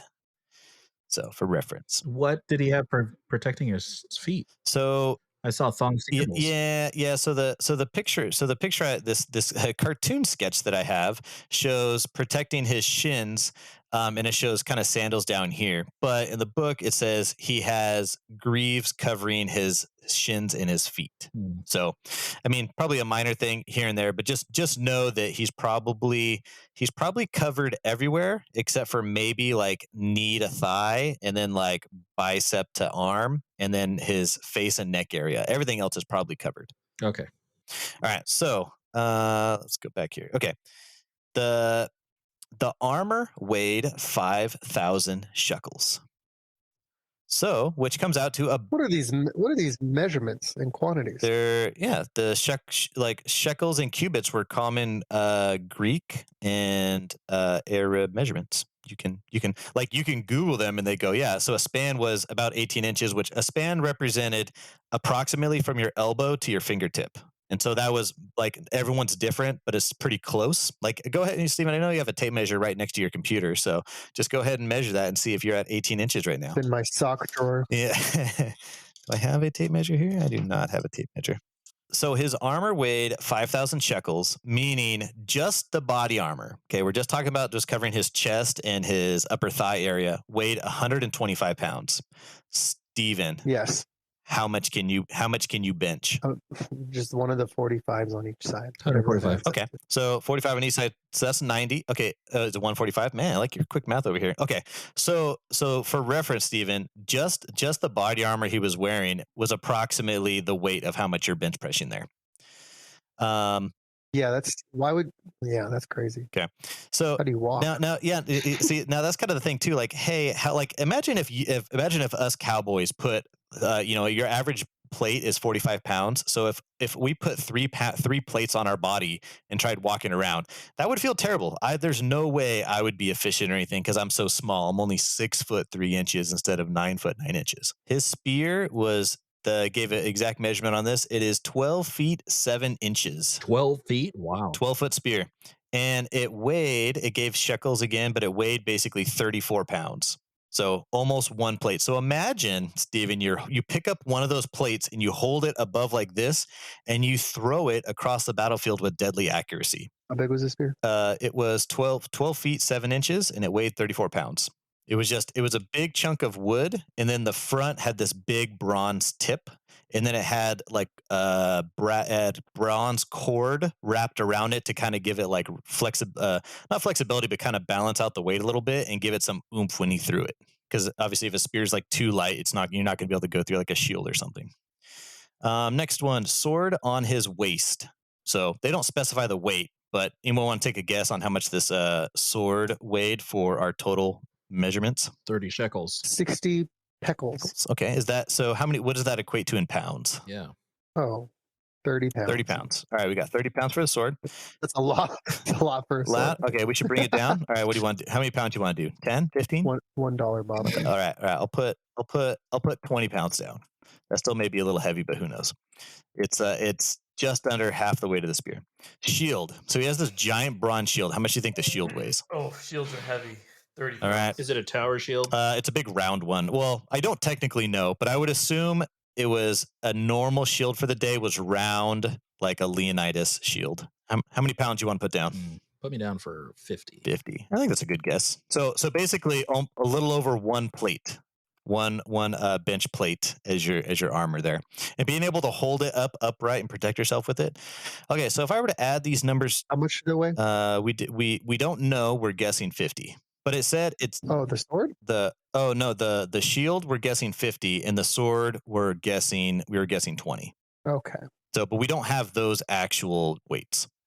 So if I added those numbers together, that puts us at a total carrying capacity of 270 pounds. Wow.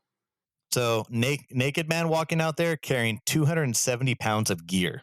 Now I don't even weigh 270 pounds, so someone's basically like wearing me as their armor, and not on top of that, but you're in battle, so you need to be and uh, uh, you need to be able to move and things like that. Okay. Hello. All right. So now let's talk about David. What did David have? What was the specifications on his cock? How big was that? How many shekels did it weigh? 13. Yeah. Right. Ryan was privately messaging me that he was very interested in the dimensions of his cock. There you go. He was a little too embarrassed to ask in public. But what weapon did David have? Sling.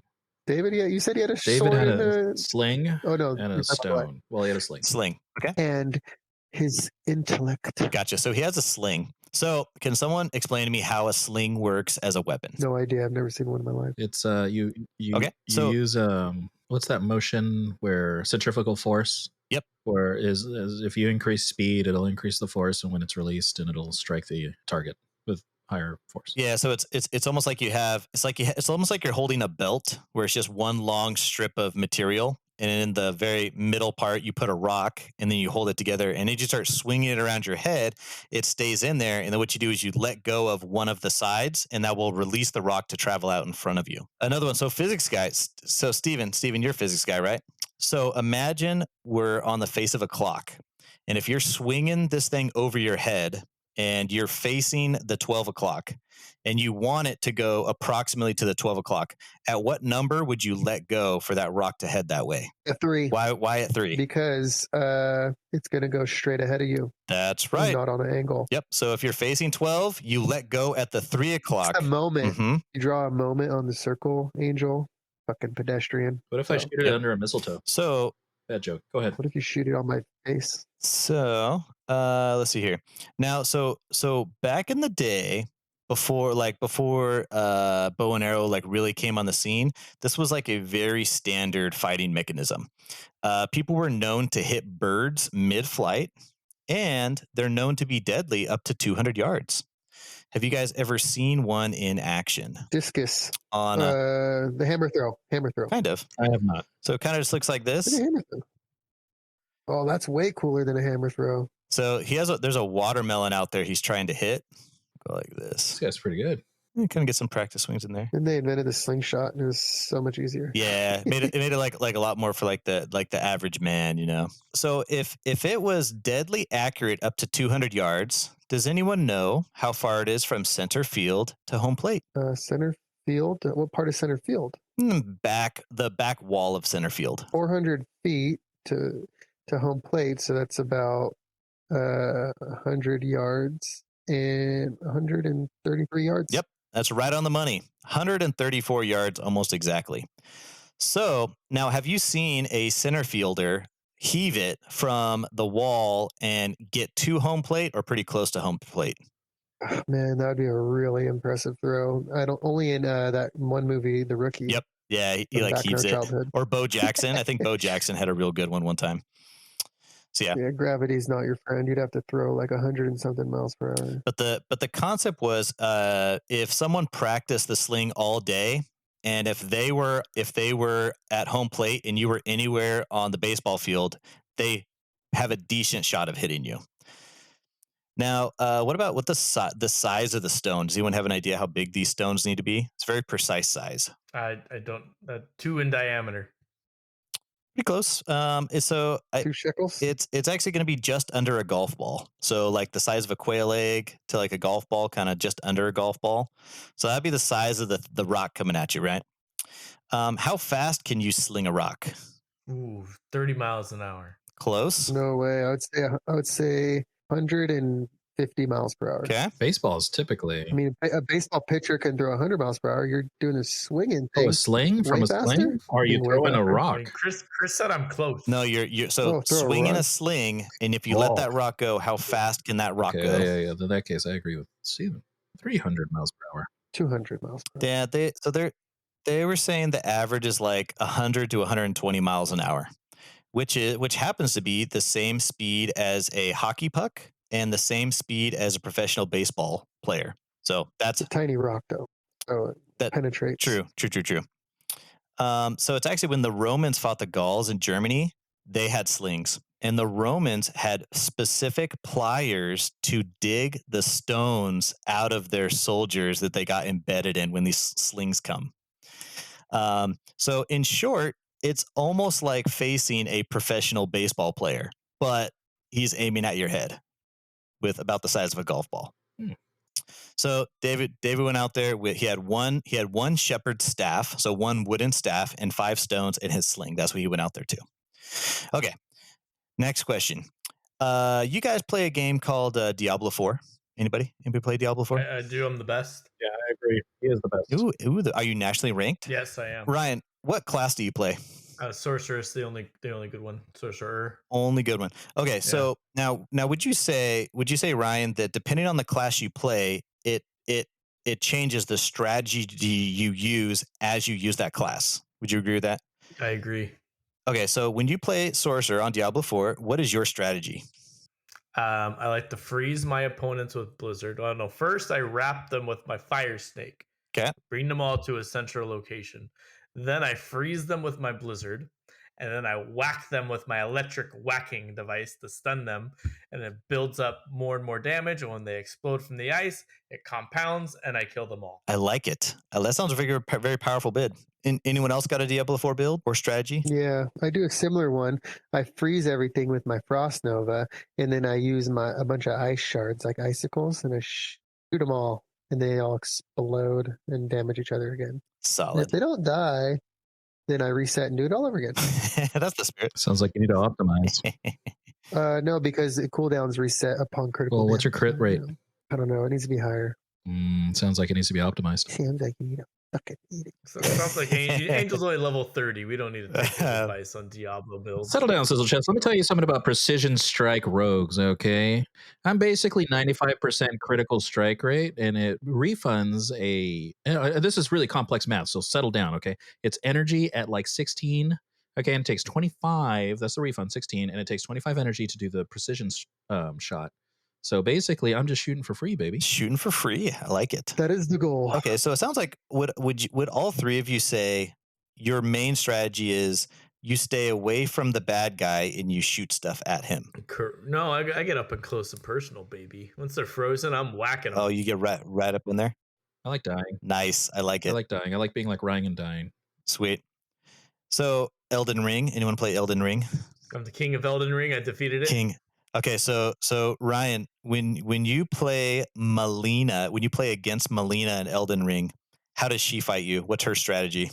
I have to Google this one. There's a lot of bosses in Elden Ring. Hold on. Okay, do you want me to describe? Or yeah, go for it.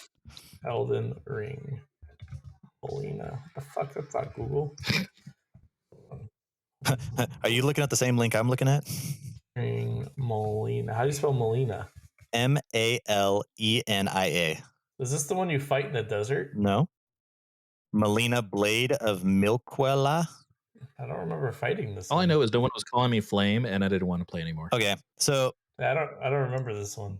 do you see what boss I'm talking about though on your Google search? I don't recognize it. Okay, all right, hold on. I'm just gonna go like this. Okay, do you recognize this person? As soon as it loads. Oh. Yeah, I saw that picture. I don't remember fighting that one.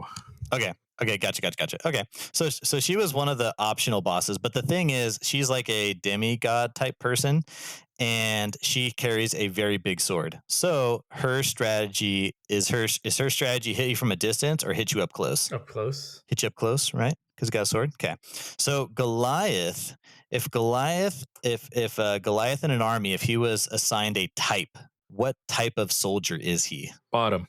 Is range. No, Goliath would be a close up. Oh, Goliath? Goliath's close, yes. He'd be melee. Goliath, so he'd be like an infantry, right? He'd be an infantryman. He has like a King Leonidas vibe, right? Ganon. And then Saul tried to put his armor on David. So how did Saul expect David to fight? With distance. Like an infantryman. Okay. And then David, since David has a sling, what type of soldier is he in an army? Ranged. Distance. So technically, it'd be called artillery. Now, it's like you guys ever play rock, paper, scissors? Nope. Most ancient armies had three types. Never heard of it. They had three types of soldiers. They had infantry, artillery, and what would you say the third one would be? Wounded knee. I don't know. Sorry. Rock. Cavalry. Oh, so cavalry. Yeah. Wait, what do they do? Yeah. So the cavalry is kind of like a light army, but they're really fast. So it's like rock, paper, scissors. So infantry, they're armored and they can get big spears. So they can do pretty good against cavalry. Now, cavalry does pretty good against artillery because they're able to run up on them. And artillery does good against infantry because the infantry guys are usually standing still for the most part. But if the horses run up on them, they're not good. So kind of all three of them, they're weak to one and strong to the other. So here we go. So Goliath requested single combat. Anyone know what single combat is? 1v1. One-on-one combat. Yes. And it's a duel for the victor. So Goliath was expecting a warrior like himself to come forward for a hand-to-hand combat. It never occurred to him that it'd be different. I mean, look at Goliath's armor. He has a big shield, he has all this heavy armor, and he has these close-range weapons. So he's ready for a close-range duel. So Goliath specifically says, "Come to me." He means that he wants you to come to him and fight hand to hand. That's kind of what he's meaning by that. And then David avoids Saul's armor, and Saul was making the same assumption. Oh, you're going to do hand to hand, right? So David has no intention of honoring single combat rules or anything. He intends to fight Goliath like he did other wild animals with projectiles. David runs at Goliath. Goliath was expecting someone to walk up and like touch gloves, and be like, okay, let's have a fair fight. Let's do this. David runs up at him to get started. So Goliath is not ready to protect himself. He's standing still, holding 200 pounds of weapons and armor. And the speed at which David is able to sling that is equivalent to the modern handgun. So basically, Goliath was standing out in the middle of a field, and that was equivalent to Goliath being an ancient warrior versus a modern .45 pistol. Now, whoa. You said you could only do it 100 miles per hour. So? Yeah. How is that the same as a gun? I would say it's equivalent to like a typical pistol. What's the human reaction time to a gun versus a sling? It's like minimal. A human cannot react faster to a sling than a gun, so it's basically equivalent to someone who's melee. I thought you were equivalent, whatever, the speed of the bullet to the speed of the rock. But you're saying you just... It's all good. Carry on. I want to start talking about some of these assumptions. So if with that in mind, you're thinking the artillery guy has advantage over the infantry guy, right? So when Saul looked out there, he said, hey, David's small, Goliath is large. So David is definitely the underdog. Now, but I have some very specific questions for you guys. So Goliath is supposed to be a big, mighty warrior. Why is he not acting like one? He had an attendant going before him. Why? Why did he have someone else carrying his shield? Is he not capable of carrying his own shield? Saving energy. Saving energy. Okay, that's the answer we'll go with on that one. Second question. Why does he say, come to me? Why can't Goliath go to David? Saving energy. Saving energy. Why doesn't Goliath respond sooner when he realizes an artilleryman is on his way down the hill with a projectile?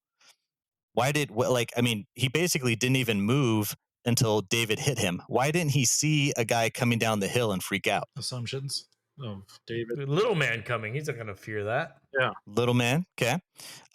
Goliath is insulted to see David, not terrified.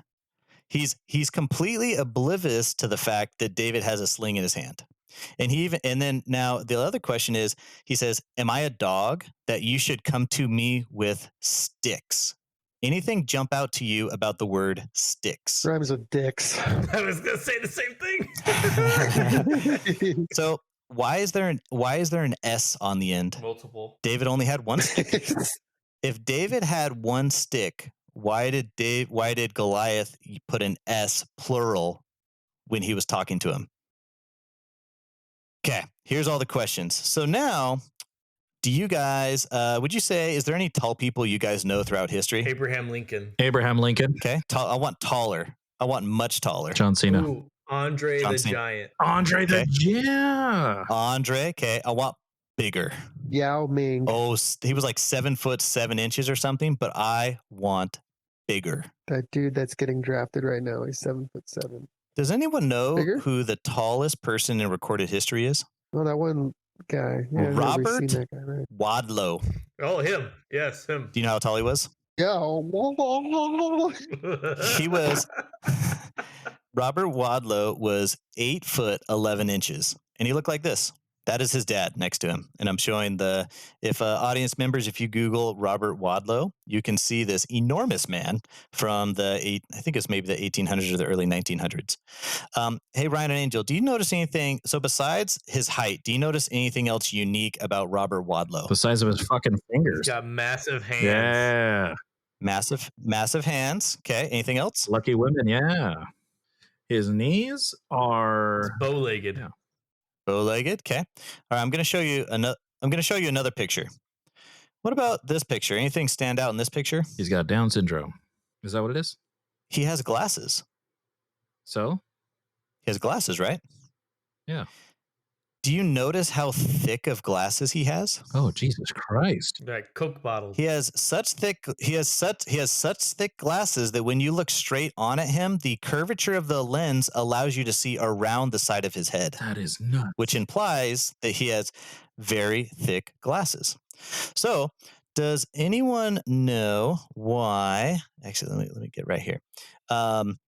When he died, they were able to figure out why he was so tall. He had a medical condition called acrogalia.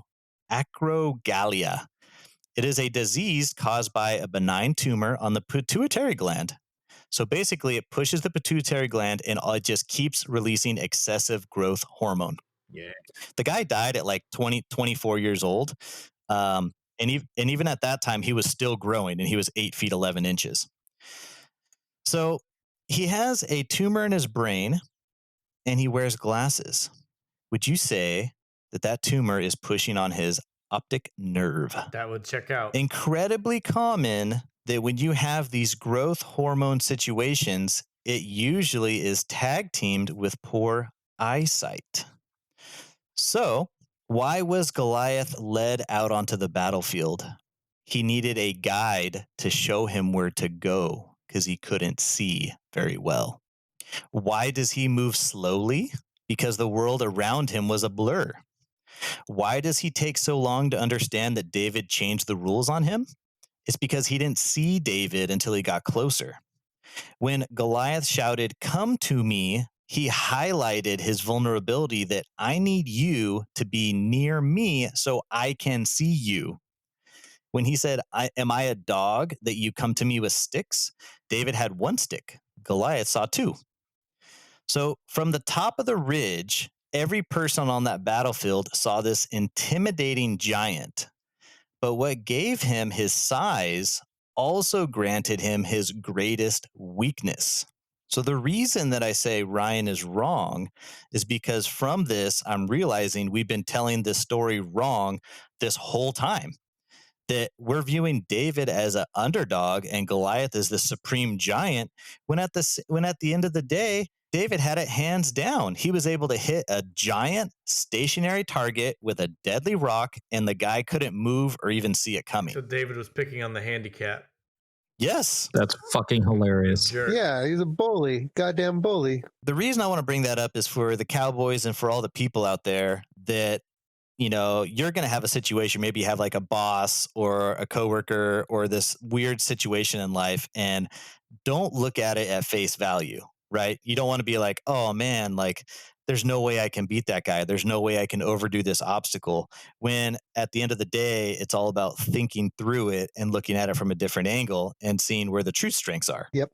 And to punch a handicap person. If you're feeling Yeah, bad, with a rock if you want to going. impress, if you want to impress a bunch of people, then just fucking tip them over in their wheelchair and just fucking wait for the cheers. There you go. It's crazy. No, very good. No, I appreciate that, Chris. Very good story. You never really think about the other side's perspective. You know, it's of course it's a gross overestimation and assumption that he had a tumor growing in his brain, but I mean, it lines up. He was such a big person, and given the growth trends over time, everyone was much smaller back then, so it lines up and it makes sense. I guess it's understanding the other side and of history and how history is told, and the perspective that, when you went back to saying that Ryan was actually wrong, which I enjoyed a little bit, if I'm honest. Yeah. I hardened. Yeah. No, thank you so much, Chris. Round of applause, everybody. Chris for his segment this week. Very good. Let's go ahead and round out our top 3 with the randomizer who's spinning right now. Here we go. I wonder who Thin white line. I wonder if it'll ever. Oh, Ryan! Here we go. Wow. Congratulations, Ryan, for being third. Well, Ryan, it's 11:12, so you don't have any time. I want to End thank of everyone show. for Bye. listening. Oh, damn. Please like and subscribe. What do you got, Ryan? What'd you bring for our listeners? I want to say thank you to ChatGPT. So, I'd like to apologize for disappointing everybody with this episode. So, while I usually focus on like a spooky topic or something mysterious, I wanted to capitalize on. We've enjoyed talking about music, concerts, and festivals a lot lately. So, I just wanted to chat about my cousin Becky, who recently attended the Taylor Swift era concert. I just wanted to kind of chat about what her experiences was. My cousin Becky was lucky enough to go to the Philadelphia Taylor Swift concert with her friend Stacy about a month or so ago. I hear those tickets are really hard to get a hold of. Yeah, she was lucky. She got it. And it was a Saturday. And, so Becky got home at 3 p.m. and was getting her hair did, sitting at her makeup station, doing her thing, doing what women do to get ready. And she gets a ring on her phone, blaring, buzzing the desk, and she sees Stacy calls. And she goes, "Hey, girl, you ready?" So Becky's saying to Stacy. And Stacy says, "Sorry, my cat's constipated. I'm not going to make it." So Becky was super disappointed, right? Hard to get tickets. Moment of a lifetime to go see Taylor Swift. So Becky says, "Why? These tickets are $800. You can't be serious." And Stacy says, "You slut. I'm kidding. I'm 5 minutes away. Be ready." Sweet. Yeah. Cool. Weren't they already in Philadelphia? Yeah, they live in Philadelphia. They live there. Yeah, Oh, okay. Oh, I've okay. They never met live Becky there. before. She lives in Philadelphia. Yeah. Becky's a huge slut. Anyway, Irish. Becky rushes to get ready, puts on her red lipstick in Taylor Swift fashion, and hurries out the house to meet Stacy. Becky and Stacy drive downtown to get to the venue, get dinner and drinks before, get a little buzz, prepared to have their minds blown by this fun concert. It's like if Chris got to go see Blink-182. That's how excited they were. Ooh, I'd be very excited for the record. So they're hoping to have a blast. And they did. They had a blast. They laughed, they cried, they danced, they screamed. Or so they thought.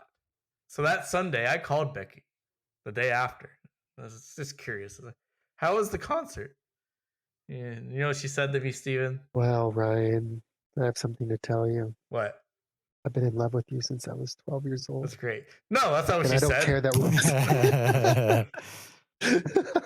Yeah, what did she say? Said it was great. But it wasn't really what she said. It was how she said it. It was great. That's how she said it? That's how she said it. It was great. It was great. So I was like, did something happen? She was like, I don't know. It's very strange. Now, Chris, I have to admit something to you. You love country music. No. Even though Taylor Swift's the queen of country music, but no. I don't. I have to admit, I don't have a cousin named Becky. No way. What is going on? Shocker. We're in the Twilight Zone. But in this story, Becky doesn't remember the concert. Chris, you go to a lot of concerts. Do you remember them? Yeah, vaguely. Yeah, I take those like cool recordings of like the song that I never listen to again because it sounds terrible on my recording phone. Mm-hmm. Yeah, I feel like I remember concerts. I remember at Brad Paisley that he'd play a song, he'd bring a kid up on stage and like give him a guitar, and then in another one he would like have a stage at the like if you go to a Brad Paisley concert, he's gonna give a guitar to a kid in the stands every single time. That's dope. You remember seeing this? You remember seeing Brad Yes. Paisley give out guitars? Multiple times. There was Right. and then there was another one where so he's on the main stage at the front, but he has a secondary stage set almost at the back. And so we were at the Greek Theater one time, and he's like, you know what? You guys who are in the real back, the cheap seats, I'm going to give you a show. And he would walk all the way to this next stage, would happen to be like 3 rows in front of us. So it was like a Ooh. front row show. Can I take a guess of what's going on here? What's going on, Steven? That it wasn't actually Taylor Swift. It was a hologram No, you're way off. or a clone. Good guess. No. Good guess. No. But I'm glad that I'm really glad that Chris is saying that he remembers concerts in vivid detail. Steven, you remember concerts? Like you go see concerts, you remember them, right? You got all these details about EDC and Coachella. You remember? Yes. Great. So I stumbled upon this a few weeks ago, and when researching things as I researched them, that people in mass are saying that they don't remember seeing this Taylor Swift concert. Oh wow! Like, I haven't heard Probably this because they theory. didn't Like a go. Mandela effect? Did they go? They went to the I am concert. thoroughly. They feel like they had a great really time, but they interested. don't remember it. And then I was seeing responses from quote unquote professionals saying, "Oh, this is a very known thing called concert amnesia." You ever heard of this, Angel? Concert amnesia? Probably. I usually just say it's because I drank too much. Yeah. That makes sense. But I know people aren't drinking at Taylor Swift. I remember going to a Rise Against concert with Ryan and Steven, and I remember that Steven drank too much at the concert. Oh, I remember. I remember drinking very much at this concert, and I remember you telling me that you're going to propose. And I had a great time, and I remember the fucking concert, right? Yep. That's right. Steven was remember gonna. He this. told us he was Wow, gonna what was that? propose. Yeah. Oh, that's when I told you I was going to propose. Yes, Yeah. It was Steven. that's right. Oh, is that why I was drinking in celebration? Yes. Yes, maybe. that's why you I've were. never been That's why there. I you remember were. being like fucked up in the bathroom. You were way over drinking in celebration. At first, you kind of wanted to keep it on the down low. Then you were telling any random person next to us that you were Oh. going to propose to your girl. I think it was like the day that I went out there with Natasha and bought the ring, Yes. and I had spent a bunch of money, and I was like, never had spent like money like that in my life, and I was just like, I'm gonna let loose because when I'm like one of those guys when I spend a chunk of money, like if I had to spend 10,000, it just opens the floodgates. Then I start buying everything. It's just this like uncontrollable spending that happens when I buy a big ticket item. Or maybe it was I that. understand I don't that. know. Yeah, but experts are responding like, yeah, concert amnesia. Now, Leah Kroll, a neurologist at Temple University, has this to say about concert amnesia. She says to have something like post-concert amnesia is not really a bad thing. It means that your brain was so present in that moment. There was so much good, fun, exciting stimuli for your brain to process that it didn't have enough energy to focus on memory formation at that moment. Mm. And I call Yeah, it makes sense. I call bullshit on that because I've had tons of when I have fun, it makes it more memorable. That's kind of like the point, right? Yeah. Like it sticks out. You remember it, unless it's like, oh yeah, I got really drunk and I don't remember it. That's different. Yep. But they're trying to say if you're just having a ton of fun, you're not going to remember shit. What do you think about this, Angel? You know, I agree because I remember every single goddamn concert I went to. Okay, a lot of Angels and Airwaves, a lot of Panic at the Disco. That's it. Good choices. Angels and Airwaves is terrible. Tom DeLonge. Anyway. Glad you agree that it's bullshit. No, I don't Now, this agree is where with I you. take God damn it! You like the band that has a You said you concert? remember them. I love Tom DeLonge. That guy's the shit. You remember the I agree with the. concert, I agree so with you the thing. agree Yeah, with me. yeah, yeah. We're on the same page. Okay. Yeah, the concert amnesia is straight bullshit. And now let's go goddamn down this fucking rabbit hole to why people don't remember the Taylor Swift concert. It's much more sinister and demonic than a goddamn amnesia. Goddamn right. I like where this is going. So, this Taylor Swift concert that we're speaking of has lots of demonic imagery. Let me show you what the fuck's going on at this Demonic. concert. Ooh. Demonic a cult. You've caught my attention. Miss industry. America country star Oh, Taylor you're Swift. going down the goddamn rabbit hole, Christopher. Ooh. She sold her soul to the Illuminati, Chris. Oh, she didn't sell her soul to shit, Steven. You just fucking wait. Now let me show you Miss Taylor Swift, America's sweetheart. So this is a screenshot from one of her latest music videos. They're dressed up in all demonic, people worshiping her. Whoa. You see this shit? This is from the concert itself. This is the stage. Are you There's serious? a bunch of fire going on. There's Wait, smoke. can you describe for the viewers what you're seeing? So in the background, it's projecting like creepy woods. The stage is overflowing with fucking mist. There's fire. All of her dancers are dressed in fucking black robes. Like robes. Yeah. Yeah. This is another moment in the concert where you've got some like billowing kites that kind of look like nuclear bombs. She's making creepy hand signatures. This one's less creepy, but it's like signaturing like it's a sign of like a Saturn god or whatever. Baphomet. This is the most creepy image that I have from the concert, where everyone in these black robes are holding these glowing balls and they're sitting in a circle, and she's in the center of this little occult circle. And if you're to watch a video of the concert, the crowd themselves are like reciting lines from the song and like chanting. It's not even so much like the song itself, it's like chanting. Wow. It's very creepy. I love this. There's another image of the creepy woods and the robes. Why is she using the creepy woods so many times? Like, I'm sure she has enough money to do other ones. I don't know. It's all very strange to me. And then Reminds me very much of just like a witchcraft type stuff where like the witches are in the woods with a cauldron brewing something up, and they have like a bunch of cult-like followers. You know, it's a very similar type scene. Yeah. And you know what? Taylor Swift is not alone. Have you, am I still sharing my screen? Oh, you're getting spoilers. Yes, you are. Here's Sam Smith. Sam Smith has been extra creepy with all of his shit. Like super weird. And he wasn't like this a few years ago. He was kind of like a standard like pop star from like American Idol or whatever. Now he's just like super creepy and demonic, and he's not hiding shit. Very strange. Here's a weird one from Beyonce at a recent concert where she was flashing this image in the background that says whoever controls the media controls the mind. It's a little strange. And then the Weekend of fucking the Idol fame, his failed HBO show, he was flashing just the word Satan in the background of his concert. Yeah, but he was never.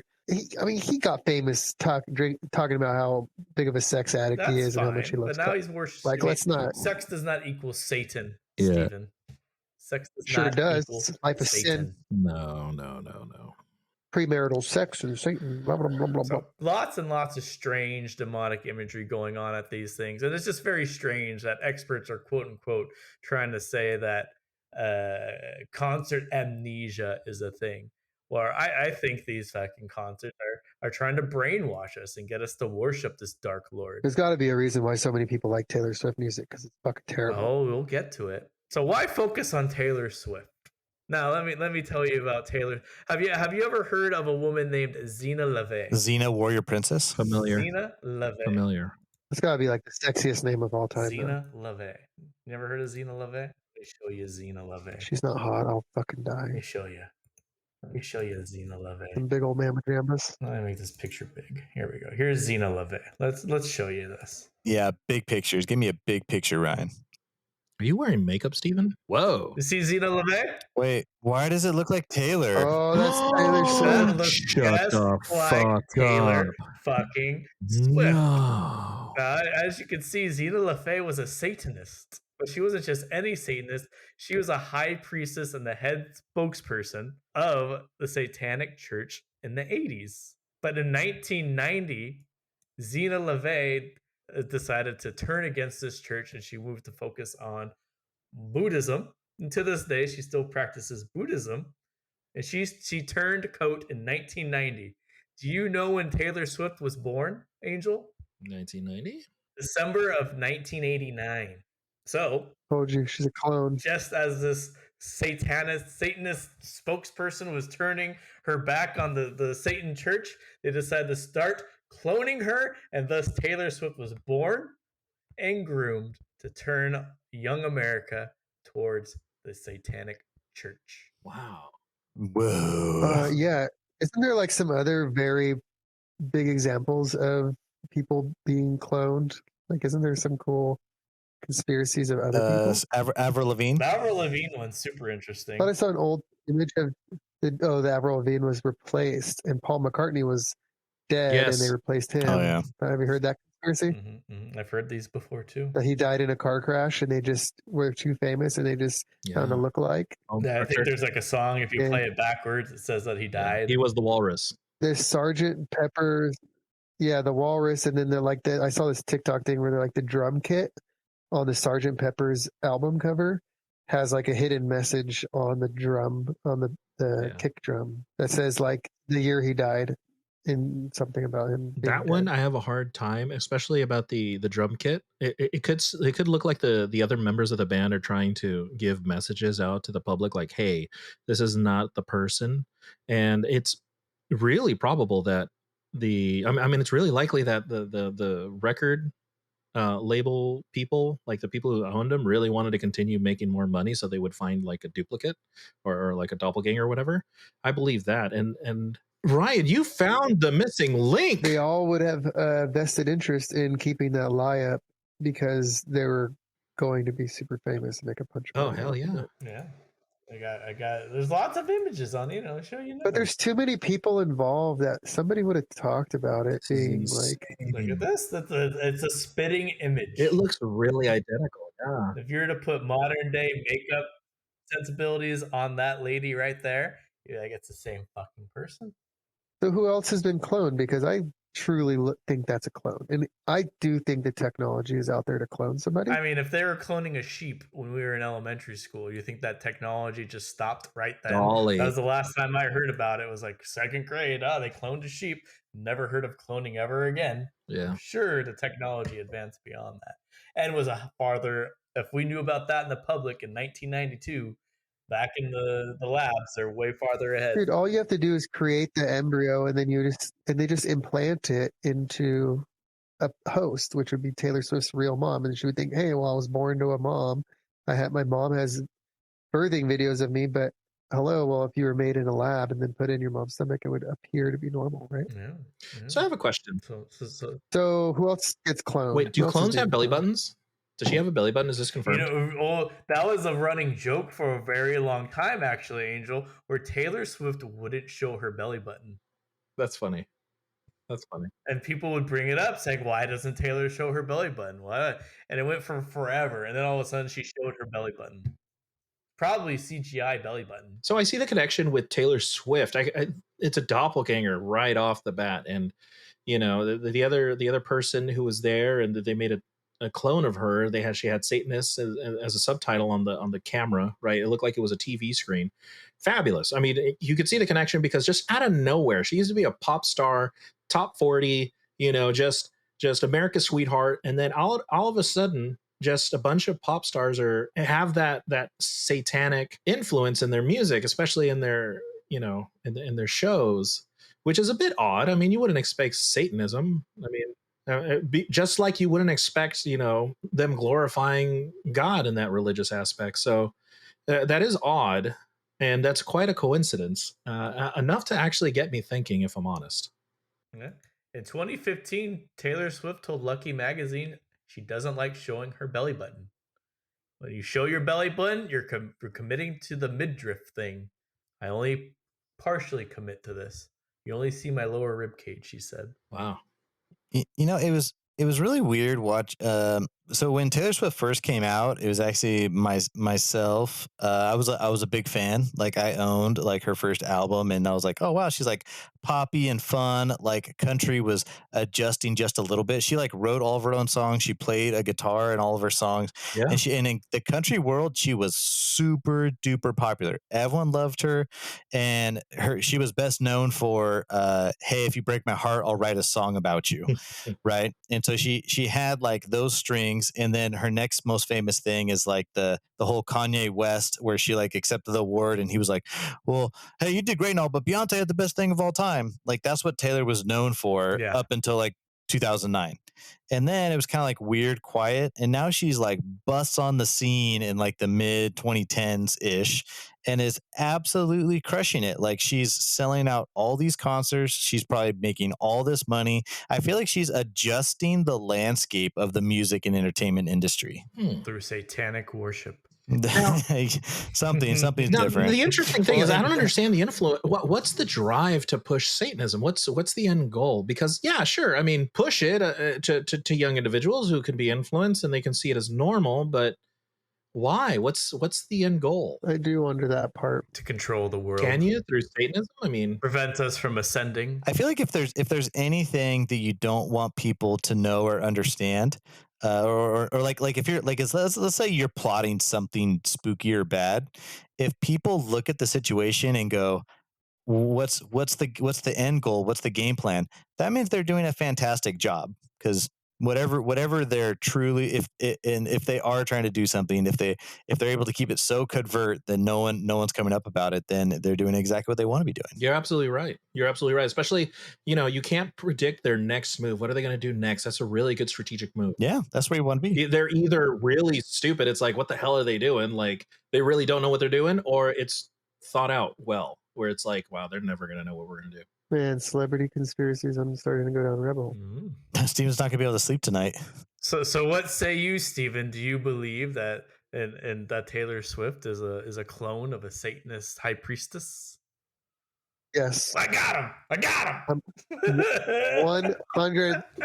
Look, I think there's a 1,000,000% chance that there's a weird secret cult that is cloning people and creating like influential society members, like Taylor Swift. And maybe this other chick, I don't know. Maybe it's just weird attachment to like Model A or Model B or Model C or whatever. And people talk, like I've seen a lot of history posts, like a old picture in the 50s, and you see somebody that looks exactly like Jay-Z, and they're like, oh, are we just cloning certain people, or are people cloning themselves and carrying on some weird sort of like ritual legacy thing that they're doing? They have this secret technology.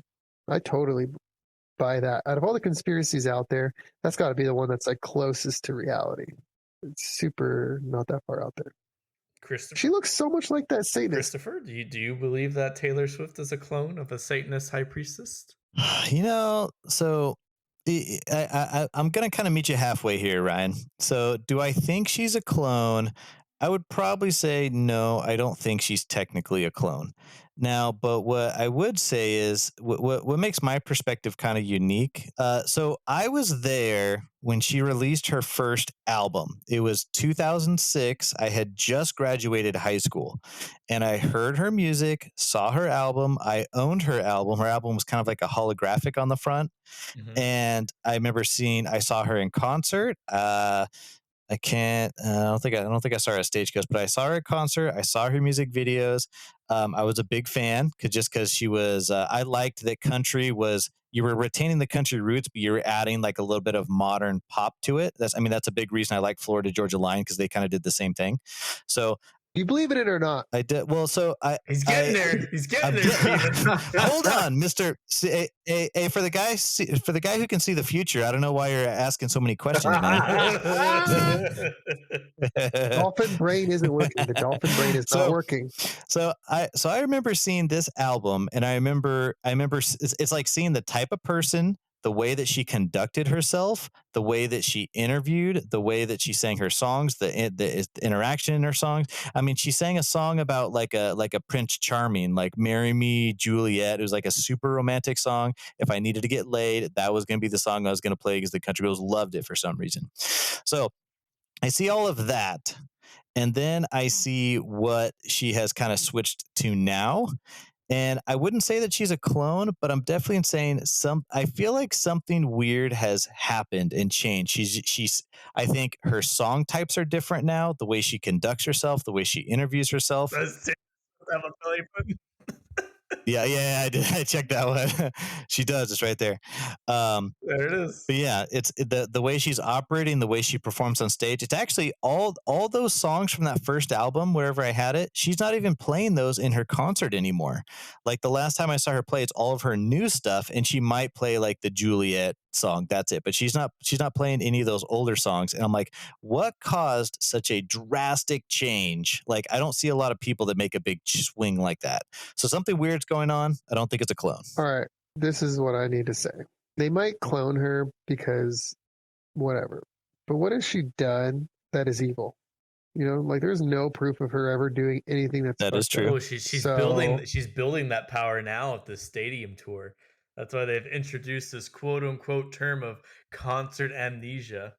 Because people are realizing I don't remember this shit. Everybody since the beginning of pop culture has always tried to say some stuff's a subliminal message to like worship Satan and stuff. Nobody's worshiping Satan.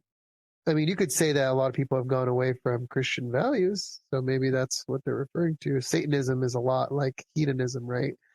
Satanism is a lot like do whatever you want. But I don't know, like I've heard some Satanism ideals, and I don't think they're always like as evil as you would think. they are. Stephen, I think you hit the nail on the head there when you said Christian values. I think it goes back to that. You know, the dichotomy in terms of Christianity and Satanism is their values, or rather, you know, Christianity or traditional Christian values are like love, joy, peaceful, patience, kindness, goodness, faithfulness, gentleness, self-control, influencing the mass of listeners, children or adults, young adults, to believe it's cool to be anti all those things, which is basically living a nice, peaceful, normal, happy life. That it's cool is something of a, you know, it's influencing towards chaos, and that can bring negative feelings, sadness, frustration, resentment in individuals, and that can, you know, that can strengthen the opposition. And who knows what the opposition is, but that's just a something that you know, I started thinking about. Do you believe in Angel that she's a clone of a Satanist high priestess? I don't think she's a clone. I think that's a coincidence. In terms of the Satanism and Christianity, I think there's something there. I mean, I could see the incentive to do that. I mean, to breed chaos. There's a difference between the satanic temple. So I'm reading. There's a difference between the satanic temple. Why are we talking about versus the satanic Church of temples? Satan. So, I don't know. Well, are we talking about Satanism as a religion? Well, yeah. I mean, we're not talking about a church either. But is Satanism like a evil belief system, or is it just like a more of a free will? That's a good point, Stephen. You know, I really don't know much about Satanism. I see this as the worshiping of Satan, which I would believe was inherently bad. I agree. Yeah, the way you just. But in would terms see of it understanding their values of what they and think is not- important, I'm not very familiar because I believe in the other side, which technically kind of makes me ignorant, right? What is Satanism? Well, it just makes Well, I'll be darned. Satanic values. That's right. So you just gotta order the book now, so you can research on the other side and be like, oh, okay, here we go. Now you can balance the two. It's gonna pull you over, going too deep down the rabbit hole. This episode will be banned from Spotify from talking negative from the Taylor Swift. Well, as soon as Taylor hears about it, yeah. if anything, we're just like probably helping their cause because we're probably just butchering the idea. Whoa, that's creepy, dude. So I'm on a website, Church of Satan, What? the 11 satanic rules of the earth. Number 1, literally, I follow this only because, and I'm not a Satanist, right? I'm a Christian, but I follow this only because I understand auditors, right? Like I audit, and auditors audit my stuff. Do not give opinions or advice unless you're asked. I don't know. That's rule number that's one. rule number 1. These are the 9. No, 9. This 9 satanic 11. statements. Oh. 1. Satan represents indulgence instead of abstinence. Satan represents vital existence instead of spiritual pipe dreams. Satan represents undefiled wisdom instead of hypocritical self-deceit. Satan represents kindness to those who deserve it instead of love wasted on ingrates. Satan represents vengeance instead of turning the other cheek. Satan represents responsibility to the responsible instead of concern for the psychic vampires. Satan represents man as just another animal, sometimes better, more often worse than those that walk on all fours, who, because of his divine spiritual and intellectual development, has become the most vicious animal of all.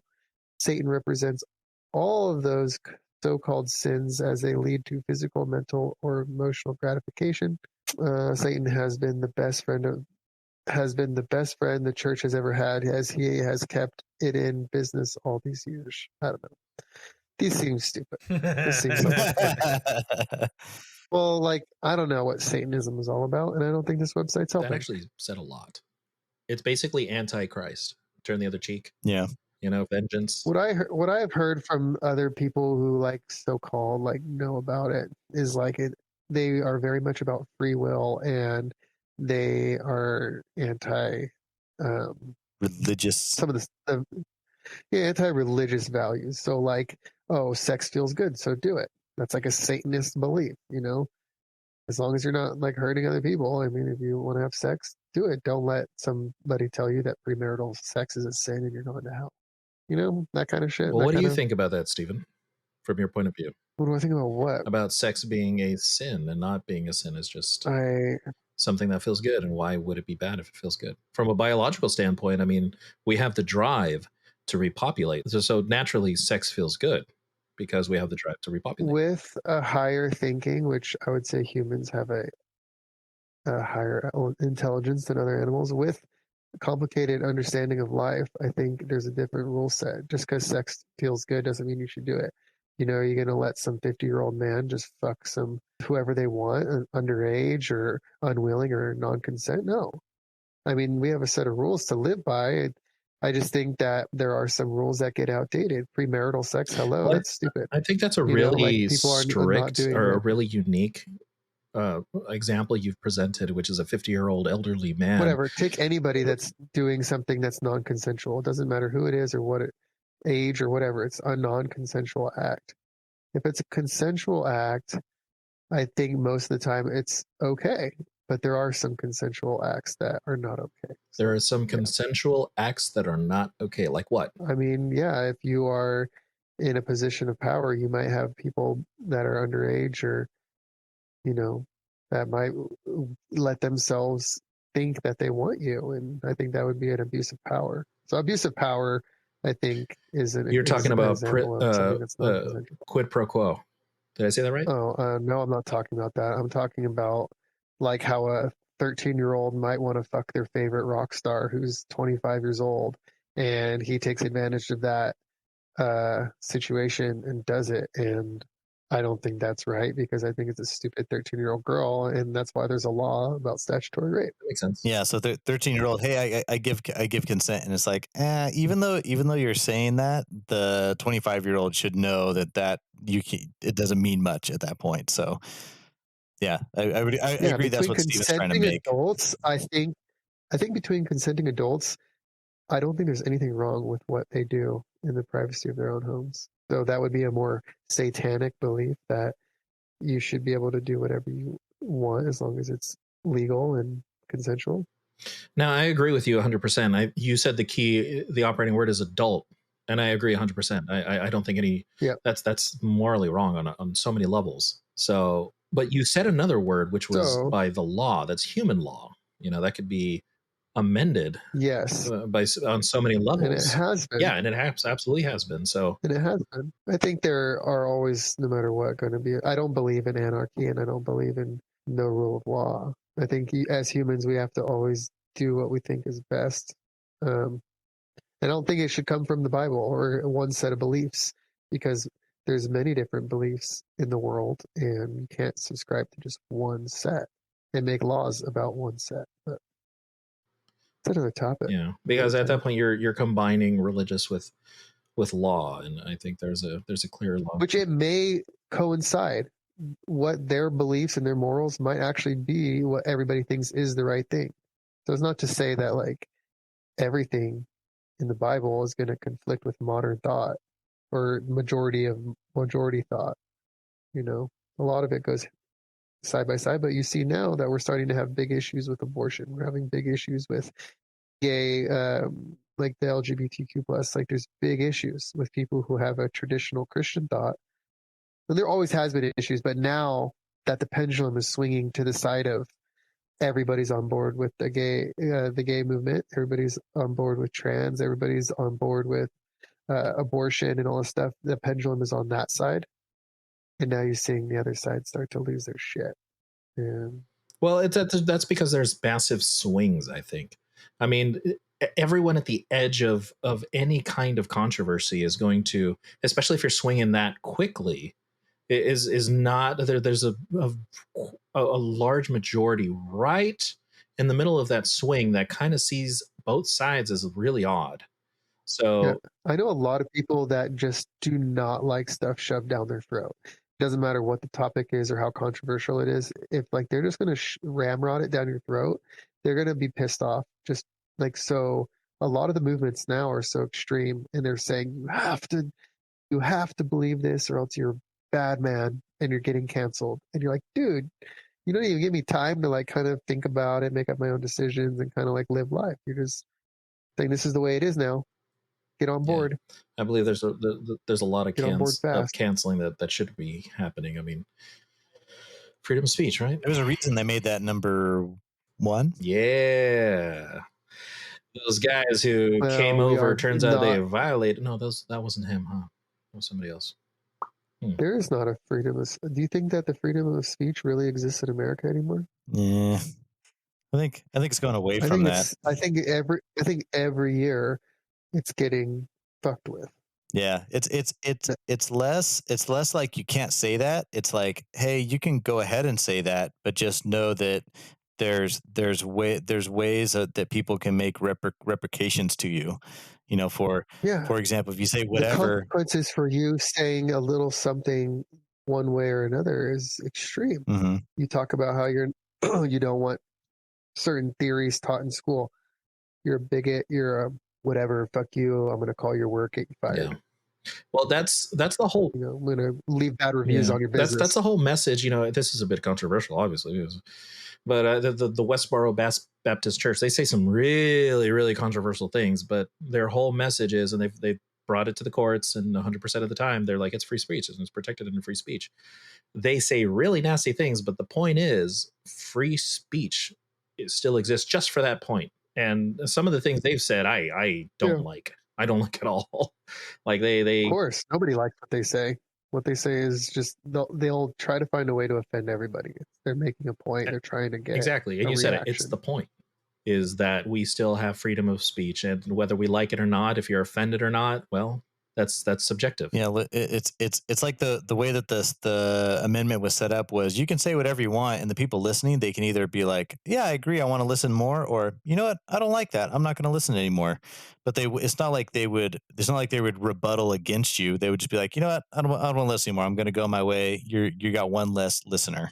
Not like, oh, you know what, I'm gonna take you either to court or I'm gonna do other things to mess with whatever you're doing. You know what it makes me feel, and it's not really a direct attack on my freedom of speech. It's a very indirect attack on my freedom of speech. I'm like really scared to talk around people. Yeah, I would agree. Even doing this, I think you're not alone. Especially I think on a I am too. podcast. Even doing this podcast, you're worried because you're like, man, if I just say one fucking thing, I'm like just rambling off, like just talking a bunch of shit, right? And like if I just say the wrong thing, Well, that's not what going do to go you? so good. Bible You know, study you're like comes. you're scared Bible to like, study Stephen comes out to play. Jesus Christ, yeah, fuck, you're scared to state an opinion these days because you're worried about what's status quo. So you're like feel like you're being silenced when you're not technically being silenced. You're talking yourself into silencing yourself because you don't like the outcome. I'm afraid of hurting people's feelings. You know, Yeah. I have family members that are very liberal and I have family members that are moderate and even Republican. It's like, dude, I don't even want to fucking bother. Like, I don't want to even talk about it. I don't want to say the wrong thing. Thanksgiving will get really fucking weird. Yeah. Actually, I lost I didn't want to say I lost because he's still alive, but I have a brother who we had a disagreement and it was over politics, right? Let's say whose side was what, but we had a major disagreement. And they say this, you know, if you're looking for a partner or whatever, and I'm probably way off base, off topic, but something that I was told a long time ago is if you're looking for a partner, 3 things need to be aligned. Otherwise, you're doomed. 100%. It's your religion, politics, and how you raise your kids. Those 3 align. Otherwise, it's because religion and politics tie back really deep. I did a lot of thinking and research on this. They tie back to your values, your personal values, and that's why people get so polarized when they start talking about other side of the of the aisle or the the pulpit, whatever it is you worship on. It's value. You feel your values challenged, and that's not the case. I want to say 80% of people agree on the majority of things, but when it gets really polarized, it's an extreme. That's when you say, oh well, I'm on this side, well I'm going to agree with them, and the other side, how dare you.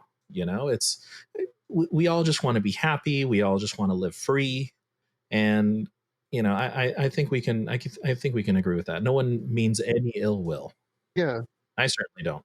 for like a personal relationship in the short time that we're alive, yeah, it's really important that you are with somebody who shares a lot of core values. Because it's just like, why struggle? Why would you have such major struggles in your short relationship, short life, whatever?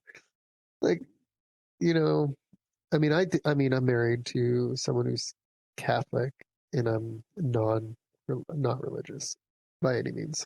But it worked out fine because I tried to support. I would go with her to mass and do things like that, and I think my perspective I didn't do anything to her. I didn't tell her anything was stupid. I didn't say anything was not right or anything like that. But I think we helped teach each other things about what might be good and bad about morally in life. So really balanced out. Oh, very good discussion. Thank you, Stephen, for contributing. Chris and Ryan, great discussion. I know yours started out with a clone and it ended up in theology. As a clone. Yeah, but yeah, you caught my attention. So you notice how even when we're talking theology, like I'm not really going too deep on that subject because you're like, I ain't fucking with that. But the clones, guys, was it a clone? We don't know. But clones are fun to talk about. You don't want to talk about religious and political stuff because that's when the real arguments come out. Like it's kind of like you and your brother. Shit, if I talk politics at Thanksgiving, man, my sisters would probably kill me, and I wouldn't even know what I did. What did I say? What happened to freedom of speech? True. No freedom, no consequences, asshole. There was something I heard somebody make such a good argument on like all the hot topic issues, the controversial issues, and he was just like, it was something about how these problems will exist forever, no matter if you like it or not. Yep. So we should just table those discussions and just move on because it's holding us back from everything else that we need to accomplish as a society because we're arguing over things that just won't ever be agreed upon. Distractions at this point. Yeah. Well, that's what I know. A lot of people think is they're distractions. The real issues. Yeah. Yeah. Oh my God. Did you know? Oh my God. That reminds me, Kobe dying in a helicopter crash. Remember that? Beginning COVID was a distraction. The COVID actually released a month beforehand. Wow. Yeah. Oh, yeah. Wow. He was a pawn. Why they do Kobe like that? Oh, there's a theory about that one. Oh, it's on Ryan's list. Future episodes, listeners. Well, I'm already bought in, baby. I'm already bought in. All right, ladies and gentlemen, guys, thank you so much for contributing. It was a wonderful discussion. I think we spoke about a lot of great. We touched on a lot of things. Everyone listening, thank you for hanging in there. Please like, subscribe, follow wherever you listen and take in your entertainment. Is there anything else you guys want to say before we sign off? No, I'm good. Good night. Good luck. Nugget. Good night, CoinOp-ians. The long road and the big giant is not nearly as bad as he looks. But if you cook a s'more with a burnt marshmallow, that's questionable trail ethics right there. There you go. All right, ladies and gentlemen, have a good night. Peace. Peace.